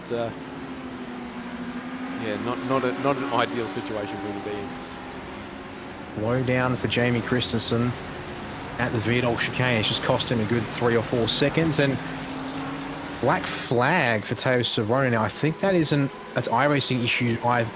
Yeah, there is incident point system in effect here tonight at 20 points for your first drive-through, and then an additional every 10 thereafter. And we'll get you additional drive-through penalties. And well, part of his report to race control was that he'd been dealt a couple of smacks in the back of his car from O'Shea, I believe he was referring to directly. So yeah, he gave him a couple of character references there, which is great that we don't have that for the broadcast. Otherwise we'd have to censor it. But yeah, it's unfortunate. He's been in the middle, pretty much the meat and the sandwich. Unfortunately, taking a lot of pain from the riding. Who are we on board with at the moment? This is the battle for right at the front. This is Cody Deep looking back onto P2. Dylan, these guys have been locked in combat. I'm waiting for them to come into the pits as they come up through the Michael Schumacher S's to the back half of the track here. Very fast section of racetrack. And these guys are working together very well. Yeah, without a doubt.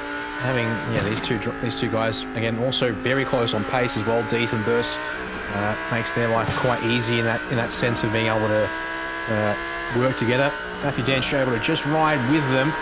Question is, how much is Dench trying to potentially save some fuel, because being on fixed sets will have the capacity to try and save a little bit of fuel and potentially get closer on the pit stop. But they'll all go another lap at least, so they're probably coming 2-3 maps. We'll have to see exactly how it falls here with just under 20 minutes to go now in this feature race here for the opening round of the season. I'm just doing some calculations now, and I reckon you got 2 laps safe in the tank, unless you've been saving. And for the guys like, oh, that is a big moment in the back there. Oh, and he's punted him as well. That's for P17. Is that Butler as well? Who was that in the background there? No, it's Hides. Hides and O'Shea. Oh, except this time it's Hides that was on the attack, and it's not gone well for either of them. Yeah, Butler was just sneaking by. He almost got tagged by Hides trying to gather the car back up. As iRacing black flag comes out for Dylan O'Shea, as we'll go to the next of our replays here tonight, thanks to Burling Motor Group. And looking to see here, from that angle it's not too great, but you can see that Hides was not that far up alongside O'Shea, and then they both... Oh, it gave him a bump for good measure. And there's Butler there sneaking away almost. Not a bad place to have an incident, right beside the pit lane entry as they come through, so they'll take service and get back out and fight another day. I think Hides, was it Hides that got the black flag? O'Shea. O'Shea got the black flag for incident points, so he's had 20 incident points out there on track. For anyone watching and doesn't know what an incident point is, you run into a car, you go off track, you get an incident point. You accumulate too many, you're going to get a black flag. You'll have to come through the pit lane for a drive-through, meaning that he's just come into the pit lane to take service. He'll have to come back through for a drive-through penalty. It's going to put him right to the back of the field. Yeah, it has put him... Oh, he's actually taking the drive-through penalty now, so he's come out in 21st, but yeah, still has a pit stop that he'll need to take to refuel the car to come up in the next couple of laps. And unfortunately for Zach Smith, his connection issues apparently have continued, so he will lose the Alpha Venturi Racing Porsche to the pit lane and the dark nether of the internet. So that will put us down another car, as it looks like. That's a shame, a real shame. I've said it a couple of times. That's not a way to go out. not a way to bow out in a prestigious race at the GT3 National Championship with connection issues. He had pace. He had pace, just not the pace of the incident to go with it. Pit stop takers Stuart Ellis and Thomas Hinds come in together from what is currently 15th, 16th, and Jesse Butler too will make it a third car in as well. And will be important to see how these drivers shake out, because the effective leader of those two have pitted is Lachlan Capel in the number 8 for Evolution Racing Team, and he is just coming around the final corner right now, whilst you see our leaders yet to pit have just exited the Paget Racing Curve at turn 6, and they're heading down to the hairpin here. And I have to say, Burst a little further back from Deeth, and Dench a little closer as well. Curious to see here. He's not close enough to make much of it right now, but whether he's just going to turn the screws here on this next lap, maybe one more, as to whether he can just minimise the gap on track now that he's done the work early on. He's kept this team, he's kept this Eclipse team honest. He's stayed there with them. He's not letting them get away with it. He's the only guy out of this field of 30 that are actually taking it to this Eclipse team. He might not have the overall pace, but like we heard in the interview we had with Cody Deeth, he thinks that his tyres are not going to be going away from him in the last 5 minutes. That might be Dench's time to shine. So what's this game here? Deeth just maybe bluffing a bit there, and I wouldn't be too surprised if he was in many respects, but all three of them will carry on another lap. So we are going to get to lap 16 before our leaders at least take to the lane, and make that your top 5 as Rattray White, Lutzu, Christensen, O'Reilly, Beswick in fact make that top 8. Yep, they'll all keep going. So it looks like we're going to get at least one more lap in here, as Ryan Houlihan, first car from the top 10, will head for the lane. We'll watch here as he brings it around the inside of the last corner and up the gears to third, then back down the gears. A little conservative on pit entry there, but at the same time, probably best not to blow past the pit speed limiter line and cop yourself a penalty for your troubles. The iRacing, it may be a couple of tenths. Never miss it. They never miss when you go over the limits through this pit lane. They'll catch you out every time. It's certainly a game of, there's an average speed component to the pit entry speed monitoring, so there is some leeway permitted if you then drop below the pit speed limit for the first little bit there. But as you said, safer is better than sorry, and making sure that you get in and clear it nice and early is those pit stops complete. Ryan Houlihan is the leader of those who have pitted now in P12, so he didn't lose too many positions on track. But we might want to check out Brad Newman with Simon Nicholson, as well as Dylan O'Shea and Stuart Ellis on track together as well when we can. O'Shea out of sequence, still needs to pit out of this group, whereas everyone else has stopped and they are good to run to the end on fuel. But this could definitely be an interesting battle that for these next couple of laps they will settle back in. Your leaders have... leaders are coming up to the Vidal chicane. There's a replay bottom of screen. This is how they were when they all started filtering back together in and out of the pits.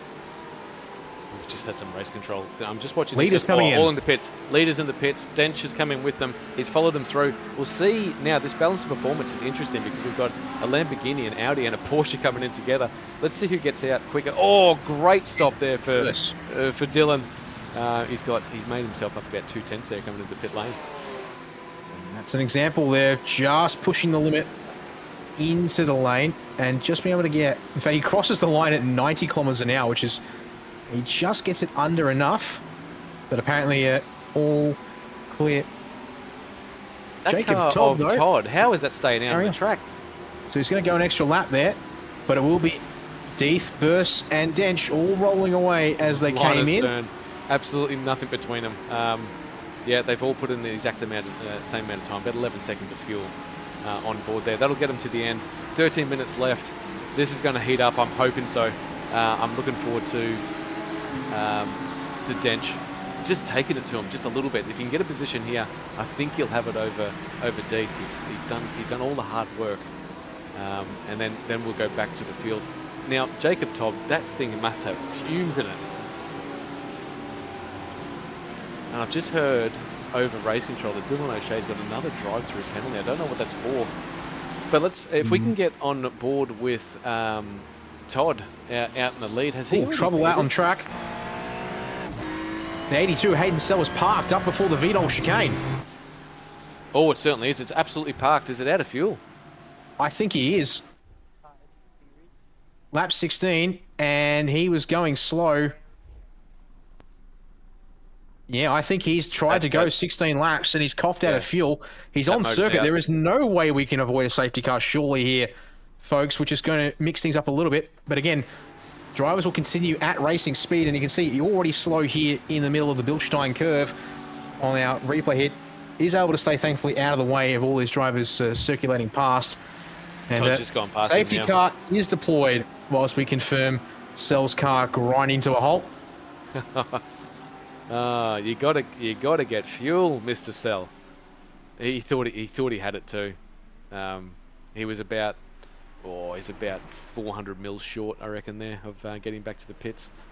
So Todd comes in as expected for his pit service. So it should be indeed these top three of Deeth, Burse, and Dench who will pick up the race lead. Can Jacob Todd gate any time? No, they haven't slowed down. The safety car was deployed and they haven't slowed down too much. Looks like at this rate he'll slot out in behind Eddie Beswick, so it will be P9 for him, although they're only coming by right now. So the answer will be he's just in behind Jacob O'Reilly there, so should slot in behind the 222. He has beaten out Beswick, so P8 for the oldest Australia 120 machine. And now the field will compress. And we're going to have ourselves a pretty crazy sprint. Someone get this guy a tow rope or something to get this car back into the pits. They'll need to get the safety car to give him a push, I think. Throwing his gloves on the ground and trying to get some dinner. Yeah. Just seeing here, I think we're looking at Brock Kelly. Yeah, we are. And oh, hello. We might even want to go to a replay approaching turn 1 if we can, Jay, involving these cars. Because watch what happens up ahead here all of a sudden. Oh, the Jinx shift is 52 Audi. They all hit the anchors. But to be honest, they're not going too slowly. Whereas Brock Kelly there, he looks to have carried way too much speed into the corner. There's also a call on the radio that reports of drivers overtaking under safety car here as well, just to add. I put Todd in front of the 222 there as he coming out of the pits, but that's for iRacing to determine and our race control to sort out. But yeah, a couple of guys will take advantage of the surge. A couple of guys in the pits. It just depends where that control line is. I'm not sure where it would have been. This next 9 minutes of racing is going to be full on. This might have just given Cody Deeth that little bit of breathing room he needed for those tyres on the Lamborghini. Dylan Burse is going to be his rear gunner as they go into the last 9 minutes of racing, and Dench will have to maybe put the headlights on. I've seen no flashing from all the grid here, which is commendable, to be honest, because normally in a GT3 race, that's all you see behind you is flashing lights. Yes, well, clock ticks down now. Less than 9 minutes to go. And Hayden Sell's car has only just been cleared off the circuit, so we could restart on this lap, but it would be a pretty abbreviated restart procedure here. So we might. No, we are going to go green this lap. So we're going to have a look here at the merger now. I would say you look at the blue cone there, and you can see that that blue cone coming out of the pits. Yeah. Just in behind the Vermilion Ferrari of Jacob O'Reilly. So I think they've come out and they actually didn't exchange spots as a result. So I think that actually sorted itself out just fine on the circuit. There's so many lines on the track that it is the blue cone that determines it, which is fair enough, and play on. All right, 8 minutes on the clock. Safety car back in the pit lane, and just like for the opening heat, it's going to be a sprint race to end this one here tonight. Green flag will fly once again on the restart, and it's Cody Deeth who clears by 0.3 of a second. Head down towards. Pushed all the way to the left-hand side. Todd, Beswick, and Maloney scrapping there up the inside as they try and defend the position. It'll be Beswick around the outside of Todd, around the outside of O'Reilly, but he can't quite make it as further up the road. That's Zachary White and Dench going at it now. And it's going to be Gianni Lutsu around the outside of the 83 machine. here in the AMG Arena. Side by side between the final spot on the podium here. Densha knows ahead, but I think Lutsu's still in it, and he is. So they're going to still be side by side on the exit, and they just give each other enough room. Oh, in the background, who's that? Is that Beswick. Beswick. Beswick Riley's involved as well. Oh, that car's going. I don't know about O'Reilly's car. There was big, heavy contact between those two cars.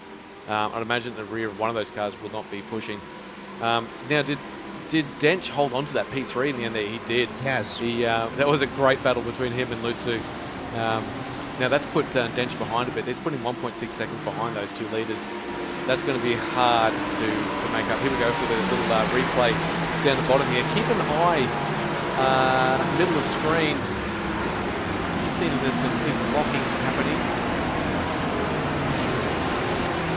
as they go through the AMG Arena. They come. Oh, and he's just been. Oh, we just missed him in the background there, but so lucky not to take out the rest of the field as he skips across the field there, across the track. That car is done. Jacob O'Reilly's car is toast. It's gone back to the lane. Eddie Bedgeman's car is on track, but looks like it's dragging a little bit. That I can see here from the commentary box. He will just have to finish these next 4 laps. On screen here, this battle for P20 is absolutely heating up as well. That's Chewy Kang battling there against I think it's Butler. Right here. Yeah, it is. So this guy is just inside the 20 technicals. That's Simon Nicholson, unfortunately, still clearing a slowdown from the VDOG chicane. It's gone now. Has a big dive into turn 1, and guess who it is? It's still an O'Shea, and he just runs across the nose of, I think, Sean Madison there, and I think he might have gotten lucky to get that one done without too much more drama.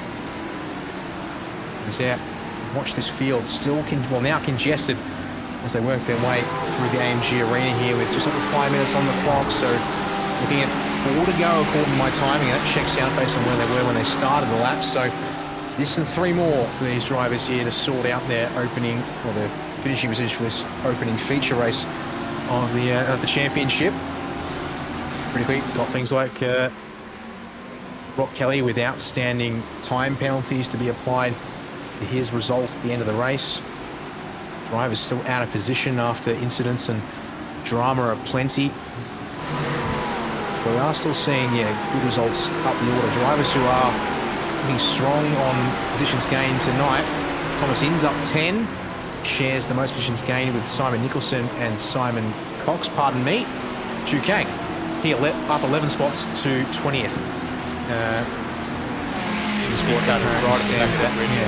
Mr. Kang, he had a terrible sprint race and worked hard. He might even get another position. He could go up into P19, possibly if he keeps at it. We've got a blinking car in the background there as well. There's a Nicholson in the background, I'm pretty sure. This battle up from P1, it's been 3/10 the whole race. These guys are going to go 1-2 together, I'd imagine. I don't think Matthew Dench has got 1.5 seconds. Oh, Shane and Kang! Oh, they've ended up off the track together at the final turn. And as a result, Chadwick goes through, Caleb Hyde gets past Kang as well. That's a classic commentator's curse right there. Me giving Kang a bit of rap, and he gets, we'll go back to the replay as he comes through here. That's, as he get a little bit... Well, it's on the exit of the final turns where it really happens, but you can see it. So, up the inside for O'Shea. Okay, all's fair there, and is he just... Oh, he just escorted him. Oh, wow. Well, that could be... Did the wheels lock on him? Maybe, because he's had his elbows out, but you'd like to think, or at least hope, he's not that brazen about potentially running someone that wide off the circuit, willfully at least. So I'd be thinking there's an issue there where the wheels have locked together more than anything else. As we check back in with our leaders here. Otherwise, not the night in terms of driving standards from the 19 of O'Shea, if that was the case. This battle that we got here for P4, Lutsu actually got up into P4. He was been in P6 pretty much all race. He got himself battling there for P3. Zach now is on the back of him. We'll see what happens there. The race up the front now is tightened up a bit. It's down to 2 tenths. We'll see if Dylan is going to put a move on his teammate. Matthew Dench is doing great lap times at the moment, and the battle for P10 is not over at the moment. I should say it's the battle for P9. Hooligan there in the 999 machine. No, slow down. Who's that? Christensen. Oh, was that Christensen who got the slowdown, unfortunately? Ooh, now by my metric, we were over 2 more to go. We should have 2 left, but Burst is putting on the heat like it's the last lap or something. And he nearly got up the inside of Deeth, but closing door through the opening corner there meant that wasn't going to happen that time by at least. But we'll now watch on board with the number 68. That 68 machine is a lot faster right now at pace. That last lap he went through was a 156.9 over Cody Deeth. Only a couple of tenths in it, but it is showing some rapid pace. I know he's directly behind his teammate. I don't think the teammates is going to matter when it comes to the last lap and he can have a sniff of the win. No, these two will probably fight it out all the way. Then again, there is the fact that they will be mindful of getting a good start to their championships. They're both here to win the championship, and that means making sure they don't mess each other up on the starting field. But maybe, just maybe, there's the little bit of tyre drop-off for the Lamborghini that Cody alluded to after the sprint race and the chat you were able to have with him there, Aaron. Because that, if it is there, it's not much, but it's going to make all the difference between these two drivers who've been so evenly matched tonight so far in their, well, they are cousins, the Lamborghini and the Audi, but nevertheless, they do behave just that little bit differently there, as there's been a penalty which is about to be announced in session. 30-second, oh no, 20-second penalty for car 30. Eddie Beswick. Oh, that's that stings. And confirming over the radio, that's for the incident with Jacob O'Reilly just off the race restart there. So that's not gone the way of the number 30 tonight. As they come around the last corner for the second last time, and the white flag will be out for the drivers here as they race down the start-finish straightaway. 23 laps will be on the board at the end of this feature race for opening round of the ANZ ESeries GT3 National Championship, and it's still Deeth from Burst at the front. Dench is closing ever so slightly, but it's not enough unless these two go all-out warfare for the race win. Meanwhile, battling continuing further on elsewhere. Lachlan Capel has finally gotten past Brock Kelly for 13th on the road. Don't forget, Brock Kelly still has time penalties outstanding, so he will drop down the order pretty substantially here. Unfortunately, as they go, O'Shea and Caleb Hydes again, side by side. And O'Shea's losing it. Oh, that is O'Shea with a little bit of a wiggle as he comes through. He's going to lose a position, but he's not going to give it up. He's going to push Caleb Hydes to the limit here. I think Hydes might have. I thought he had a penalty early on, but he's still coming out in the in P21. Yeah, so we'll have to see how to. This is all provisional, obviously. Everyone. Oh, spin in the background was that? Was that Brock Kelly? It's Shaw Madison. The number 60 has had another moment of some kind. Oh no! And now ends up all on his own at turn 6. Meanwhile, fight for the lead. We'll go back to it, Aaron, but it's still Deeth from Burst. Just under 0.4 of a second as they round the Bill Stein curve for the final time. I think this is sorted for now, but never again, could be a lunge under brakes here. Burst pulls out, back in line though as they get on the brakes for the Vidal chicane. Just one turn left, but Deeth is in deep. That could hurt him. No, it won't. It's the barest of margins, but it's okay as they will come through into the Hyundai end corner. Final time round the circuit we come here at the Nurburgring Grand Prix, and it will be Cody Deeth to sweep the opening round of the championship with Dylan Burst holding on to make it 1-2 for Eclipse. Matthew Dench also locks out the podium for the night as well. The rest of the field swings their way around. As we watch here, Hydes and O'Shea, the final turn. That's O'Shea to the inside. Has he got enough on it? No, he can't get by the 92 at the end.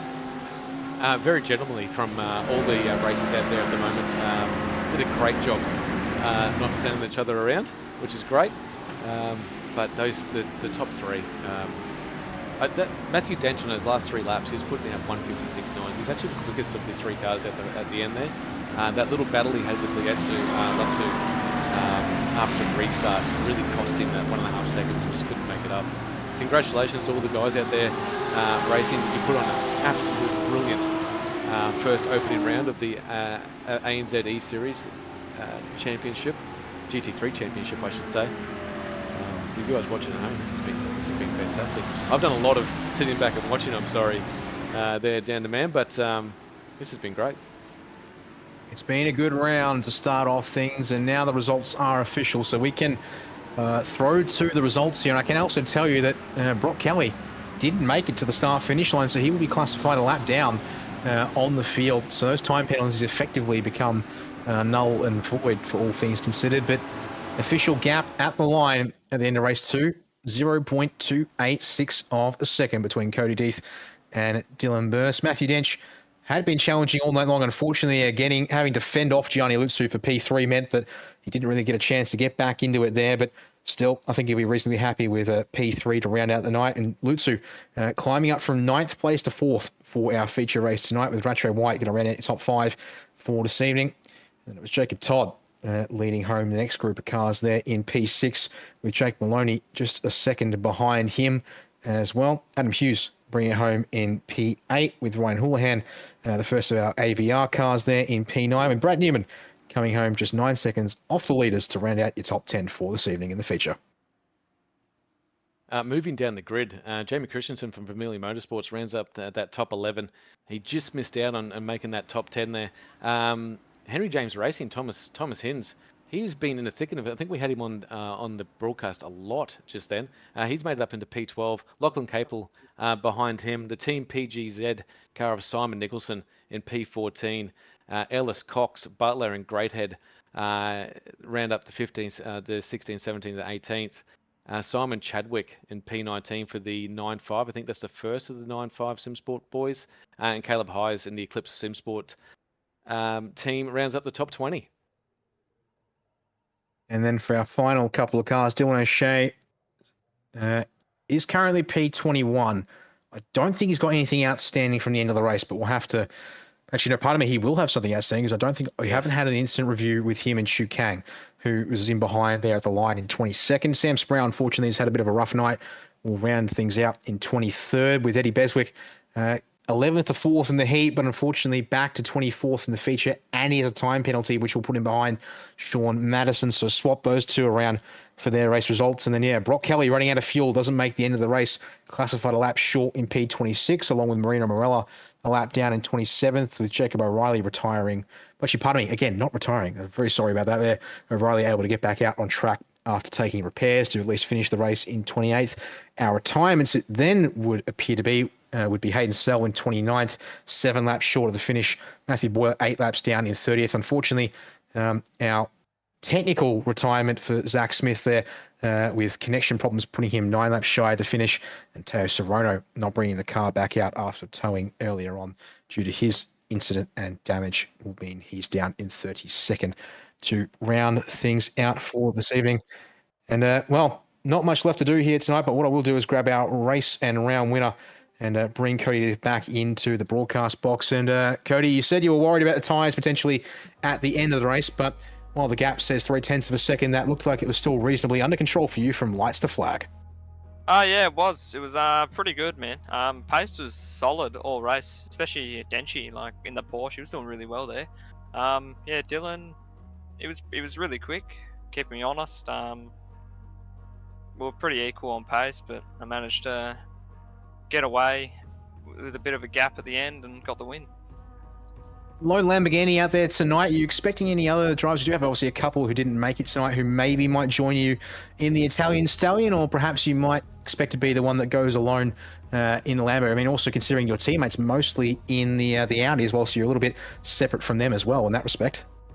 Yeah, it seems like a good car. It's a different driving style, I think, to the other cars. It's a bit more of a handful in some corners, but I expect maybe Damon, when he turns up later in the later rounds, he might choose it, but we'll see what happens.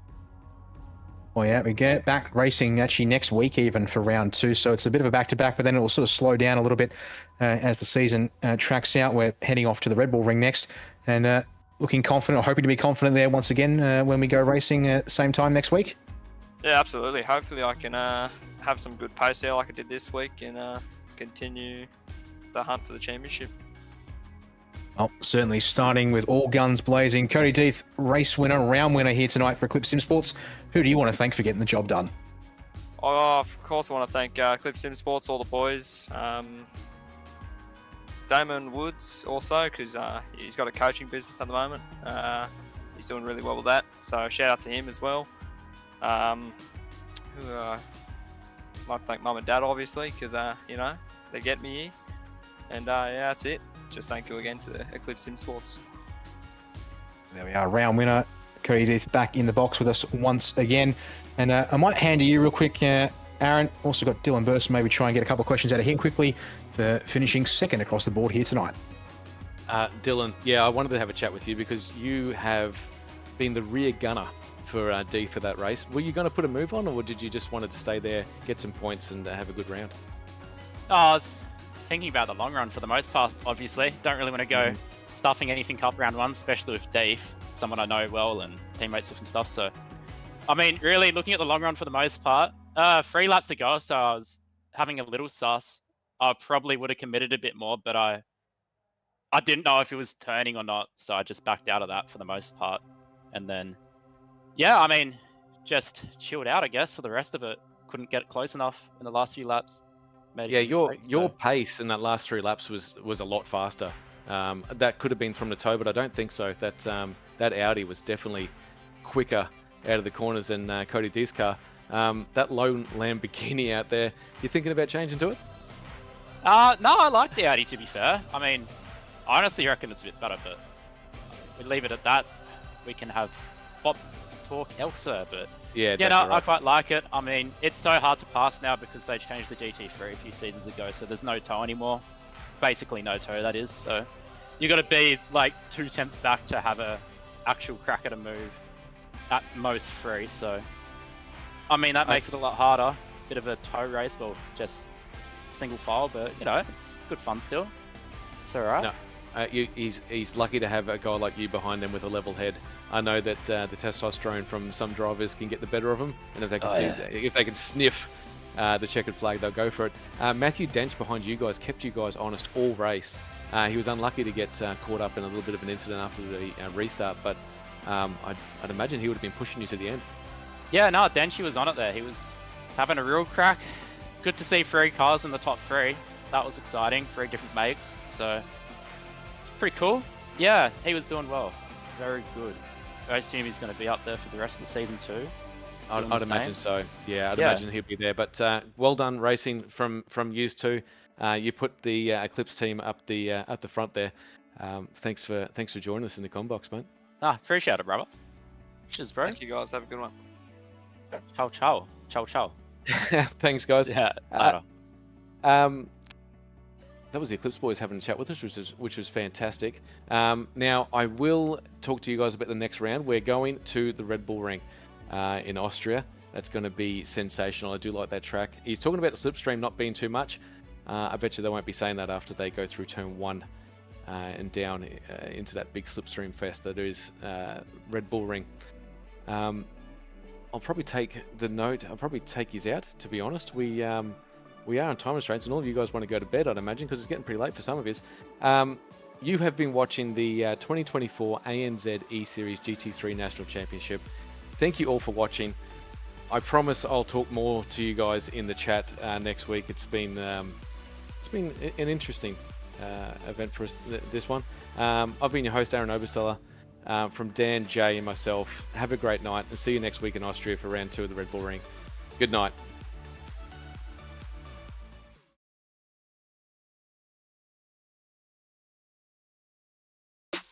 It's motorsport, but not as you know it. Test yourself and your everyday road car.